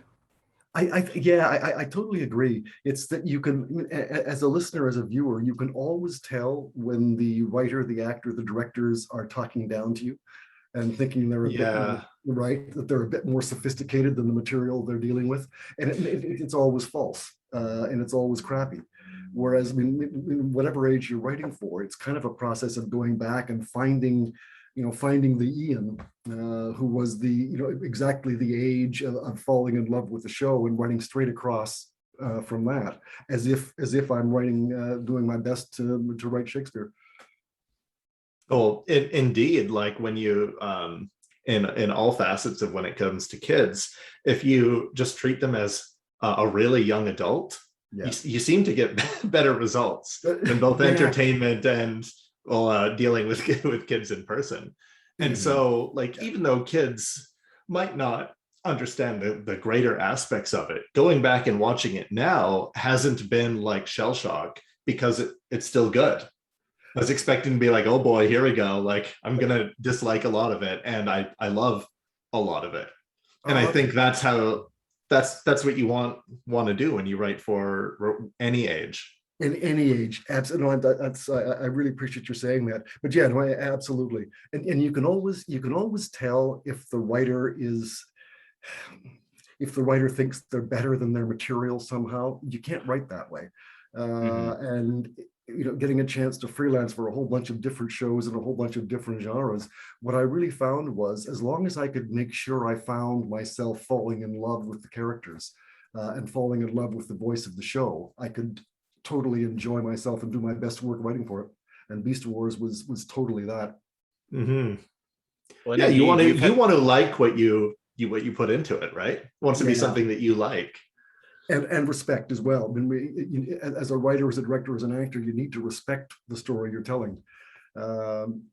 It's always, I won't mention any names, but in working with veteran screenwriters, give us the dirt. No. I'm just kidding. In working with veteran screenwriters, you sometimes get people who've been in the industry so long that they're cynical about what it is they're doing. And once you get cynical about what you're doing, it's no longer any good. Yeah. It comes across in any art when you're doing it to get paid. Yes. Yeah. Exactly. And it's a nice thing about TV writing that TV writers are well remunerated, but unless something is worth writing for free, it's not really worth writing, is it? Right? Because there's got to be the joy in writing. It needs to be its own reward in a very real sense. That makes total sense. I like that. Yeah. And then the expectation you put on yourself is, like you said, you need to respect your work. The expectation there is you being happy with what you create. Yeah, I like that. That's why we podcast. We certainly don't get paid for this. Yes. He told me we'd be millionaires in 5 years. Oh, I'm out. Well, the merchandising just hasn't kicked in yet. Not quite. Yeah. Not quite. Sold a few T-shirts so far, but and it's the ones we bought. So which episode out of the 4 that you wrote would you say is your favorite? Or which one did you enjoy writing the most? For me, it's a tie, I think, between Possession and Code of Hero. That even though the story itself wasn't mine in Code of Hero, I so much enjoyed getting a chance to write the dialogue for those characters. Because again, I mean, Dinobot is not Hamlet. He's not Othello, but the character did have an archetypal truth and a resonance. Absolutely. All good characters do, right? I mean, Megatron, Optimus Prime, they were all characters who had an incredible. And it's not something that I created. Something was there in the show, and I got a chance to piggyback along with. But yeah, the characters, they really were archetypes in a way that's you don't often find, I think, in shows that all of the characters tend to have that kind of archetype standing behind them. It's interesting that you say that, because we're constantly being like, oh, like the way some of the story beats flow, it's very Shakespearean. Yeah. That their character archetypes in it, and it's just a joy. Sometimes our most favorite part will be like a 10-second piece of dialogue of Megatron talking to himself. Right? Yes, Megatron's soliloquies are wonderful. They were always great fun to write. Like I love the bit in Possession where Waspinator first gets shocked by the computer and gets blown back, and Megatron asks him, like, he's like, status report, and Waspinator's like, moderate, Waspinator in pain but still functioning, and Megatron replies with, not you, imbecile, the computer. Little things like that. Priorities are everything. Yes, thank you. Yeah. So you've had a pretty like diverse and eclectic career. I mean, you've done TV, you've done stage, you've published 3 novels within the past decade. Yeah. I've been reading Will Starling over the course of the past week. Gosh. Oh. Well, I'm touched and I appreciate that greatly. I'm quite enjoying it so far. It's I really like the voice of the narrator. You're very humble. I was hoping to find a copy of your latest book, but because the plot of it sounds right up my alley, but unfortunately Amazon was sold out. Oh wow! I'd like to hope that they were sold out, because they've sold zillions of copies without having mentioned it to me. Exactly. But yeah. You just don't know yet. I just don't know yet. Just waiting for those checks to arrive. Yeah. Well, speaking of writing for no remuneration, I mean, basically writing novels, writing literary fiction is kind of a bit like writing for free, compared to writing for screen. And again, I'm not being cynical at all. But I remember, remember reading a very funny humor column years and years and years ago by Eric Nickel, in which he worked out how much he actually got for writing a book, and it was well below what he would have received, basically sitting on the corner with his hand out. Yeah. I mean, I actually majored in creative writing at university, and that was one of the first things every screenwriting teacher that I had Like in all the like first level classes, they always say, "Don't get into writing expecting you're going to make money off of it." Yeah. Well, what were you at UVic? No, I was living. I grew up in Nanaimo, so I was going to. Well, it was Malaspina at the time, but it switched to VIU about halfway through my Oh, term. yeah. Islander University. Yeah, cool. Yeah. Who did you study creative writing with? My main screenwriting teacher that I made a point of, because I really liked him, I made a point of taking as many classes with him as possible, was Frank Mower. Absolutely. Yeah, he's a delightful man. Yeah, absolutely. A great writer. Yeah, I've seen a couple of his plays. Yeah. So what have you do you have anything coming up? Like, what are you working on right now? And you got anything you can talk about or want to plug? I'm working on 3 or 4 projects in development right now. As far as what's coming towards completion, I did my first venture into cinematic horror. I co-wrote the screenplay for a film based on a novel by Nick Cutter. Craig Davidson, Canadian novelist, he writes literary horror under Nick Cutter pseudonym. Okay. It's called The Breach. It's in post-production as we speak. Raven Banner in Toronto is the producer. I believe they're on the festival circuit early in the new year. But a Canadian horror film with musical score by of all people, Slash. Yeah, wow, turns out this is everything I wanted it now. yeah, it's yeah. I mean, apparently he's a friend of the producer, and he just happened to have a window in his schedule.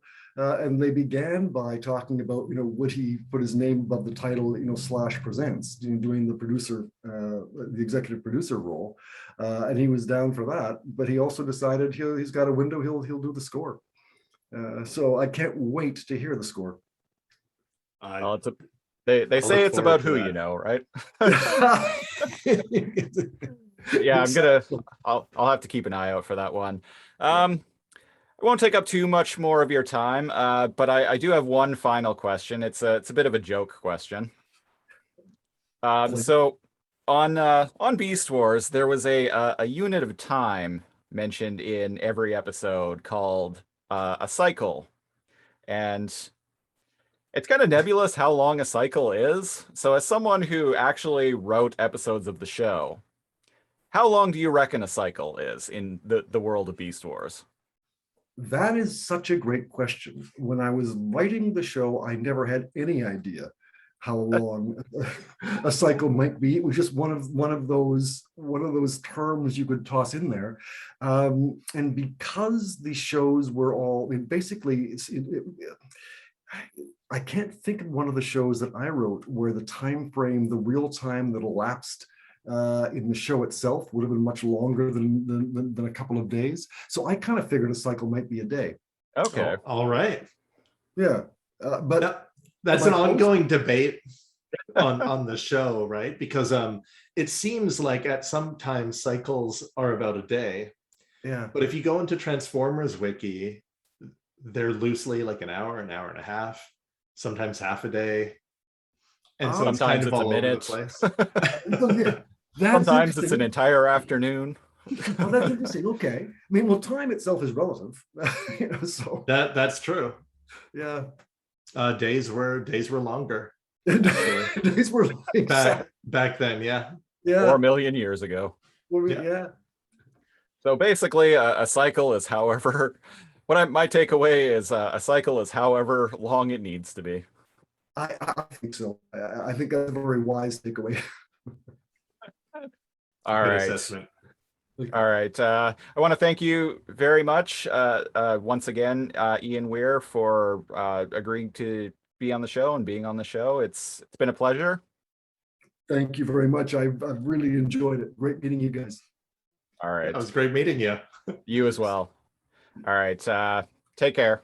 Take care. All the very best. All the best. Too much energy. Thank you very much, Ian Weir, for once again for being on the show. I like to say this jokingly a lot, like refer to people as friend of the show, especially people we've made fun of at some point. Oh, like the writer of IDW. Yeah. Eric Burnham? Yeah. Eric Burnham, friend of the show. Yeah, friend of the show. Lover of the show. Friend of the show. But no, I think actually, in the case of Ian Weir, I can comfortably say genuinely friend of the show. He's such a great guy. Like if you're listening to this, Ian, from the bottom of my heart, thank you very much for speaking with us. Thanks. You're great. I finished your book, Will Starling. It's great. I love it. I'm gonna try and pick up a copy of his latest book as soon as I can. Still out of stock on Amazon. And he even made a joke during the interview. He was all like, "Oh, flying off the shelves so much that it's hard to even get a copy." Yeah. And it took me a second to realize that was a self-deprecating like joke, and we were like, "Oh," I felt bad. I didn't even like know what his book was. Mm-hmm. Yeah. Such a great guy. He even sent me a thank you email after we finished the recording. In the thank you email, he was like, "Hey, I don't have Cal's contact information, but send him my best too, and thanks for having me on the show." And I was like, "Man, Class act. That's really cool. Yeah. classy." Yeah, Certified legend. It seems like he has the real code of the hero. he does. That was all from inside. He's Yeah. pulled that out. Yeah. That's his spark. It is his spark. It is his spark. I think it's about time to start winding things down now. That has been episode 57 of Too Much Energon. Best way to support the show, go to patreon.com/lasercomb, LAZORCOMB. Starting at the $5 and up tier, you get literally hours every week of bonus preamble audio of us shooting the shit before we actually start recording the episodes proper. The preamble for this week, for this podcast episode in particular, is just absolute mayhem. Yeah. It's like I don't even know how as of yet how it's going to turn out. It could be completely inaudible. Christopher cutting in every 15 minutes, being like, "This is being recorded," was pretty. I didn't think he was serious. Oh, I know. Oh, I'm recording everything. Find out who our enemies are. Become a Patreon today. Garble my voice a little bit so I sound like Keanu Reeves. We're fine. Yeah. At the $10 and up tier, you get that and also our monthly show, Too Much Galavar, where we review the monthly 2021 IDW Beast Wars comic book, one issue at a time. So far, 2 episodes of that are available. We also get our weekly dumb news program, Lasercomb Tonight, which we didn't record an episode of last week, but we will be rectifying that this week. There's also a $25 tier, which gets you a t-shirt, a whole bunch of other crap, and you can pick a show to pitch for us on our other podcasts, the Lasercomb podcast, where we review a random episode of a classic TV show as chosen purely at random by a random number generator. We're a few episodes into that so far, and it's been pretty fun. Yeah, the kind of the way we kind of do it is the $25 patron will choose one. I say the $25 patron chooses one because they did. Ooh. They chose Dark Oracle, episode 1 of Lasercomb podcast. Dark Oracle, like the show? Yeah. The live action / comic book. Neat. Have you only done 1 episode of this so far? And the way we do it is we review 1 episode of one show, move on. Next episode of Lasercomb podcast is 1 random episode, and indeed, episode 2. What ended up being episode 31 of Metalocalypse. That's what the Metalocalypse thing you were doing was. I thought you were doing the Metalocalypse podcast, and I was like, what? I wasn't invited. And so it was like one It off. helps to click those links sometimes. True. That's true. And the third one, we're going to be reviewing episode 11 of Mighty Morphin Power Rangers. And it's looking. I've been putting up polls on Twitter lately to determine what shows we talk about. $25 to inflict this on you. Yes. It's random, right? I can't pick an episode of a You show. pick the show, You then pick the the show. episode is random. And the episode is random. Be talked into a certain episode, maybe. No, that's random. That's the How many tiers of the 25? Many tiers. Oh, how many tears must I cry? So, yes. So patreon.com/lasercomb. If you want to follow the show proper on Facebook, go to facebook.com/toomuchenergon or facebook.com/lasercomb, LAZORCOMB, to follow this and all of the shows that I produce and host at large. You can follow me, you can follow the show on Twitter at toomuchenergon, or you could follow me at lasercomb, and Cal at neo_Cal with a K. Things are going back to normal next week here at Too Much Energon. We will be back with back to reviewing episodes of shows individually. So next week is episode 7 of Beast Machines.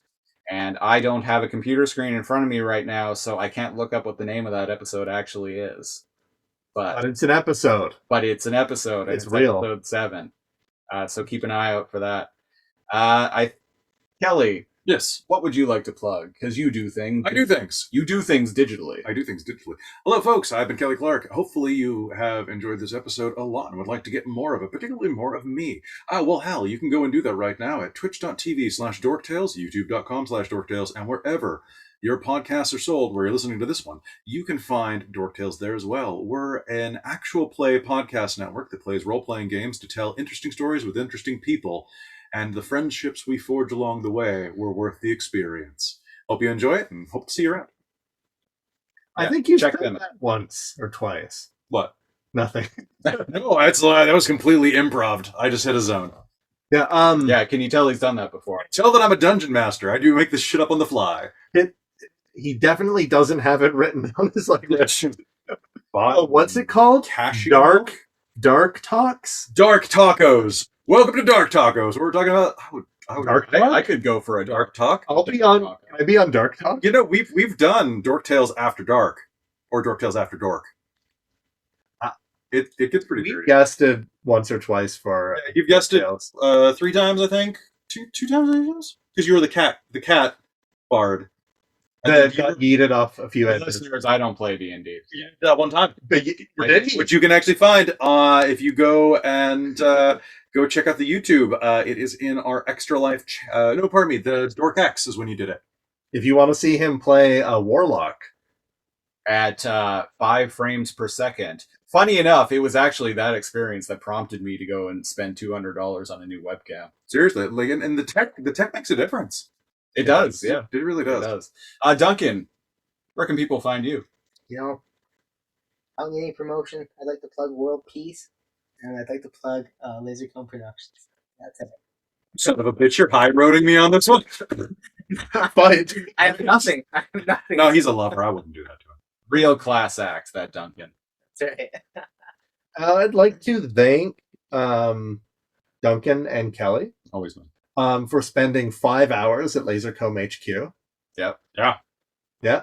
And 4 at least. Yeah. Yeah, and hanging out, holding onto their bladder for the entire recording. Oh yeah. And I'd also like to send another thank you to Ian Weir for being gracious enough to do an interview with us. Like, seriously, it was a real treat, real bucket list type stuff. And I want to thank other guest hosts, Dan Tendo from What the Famicom, my friend Tim, and Candice Santora from the Stasis Lock podcast. We're going to get out of here real quick, but there's one more thing I want to cover. Cal, that is some face right there. That's what Charlotte wrote in her web. Some face. Cal, I had mentioned to you, I believe it was on air a little while ago, that I had a birthday gift for you. This was a couple months ago. I definitely still remember that I had a birthday gift for you. It was something I had pre-ordered. Well, my pre-order never showed up, but I went into a store today, and through sheer happenstance, the thing that I had pre-ordered for you actually was just sitting on the shelf. So I bought it because I figured it was meant to be. So consider this a birthday gift and also a Beast Wars 25th anniversary gift, and just a thank you for being on the show with me for the past 57 episodes. Oh, okay. So, I saw it down there and I didn't even clue in. I was like, hey, there's one in the box down there. there he is. Oh, it's the Kingdom line. It's War for Cybertron Scorponok. Husbando. Thanks, Christopher. Yeah. Now I have my husbando in a box. I used to do that on body pillow. So I've been trying to talk my partner into letting me have a figure on a body pillow. They seem to think that that's really weird. I could talk them into letting me have Scorponok on them. So there we go. Christmas is coming. Christmas is coming. That can be your gift for the Christmas special. yeah for the upcoming Too Much Energon Christmas special. If I get it, I will bring it to the show. Amazing. Thank you. Yeah, and again, thank you for doing this podcast with me. It's been great. Yeah. It's been funny too, because we're talking to people on the show that have clearly watched way more of it than I have. And I've been going into a lot of it with fresh eyes. Yeah. I didn't even see every episode. I didn't even finish Beast Wars. But that's also been really entertaining because it's been new, so I can be excited for it. Yeah. And also be so disappointed when I find out what the Vok are. So it's been great. Exactly. Yeah. Exactly. All right. That does it for Too Much Energon, episode 57, the Beast Wars 25th anniversary special. I have been one of your hosts, Christopher Siege. And I am NeoKal. I'm Duncan Grant. I'm Gilly Clark. And until next week, Beast mode.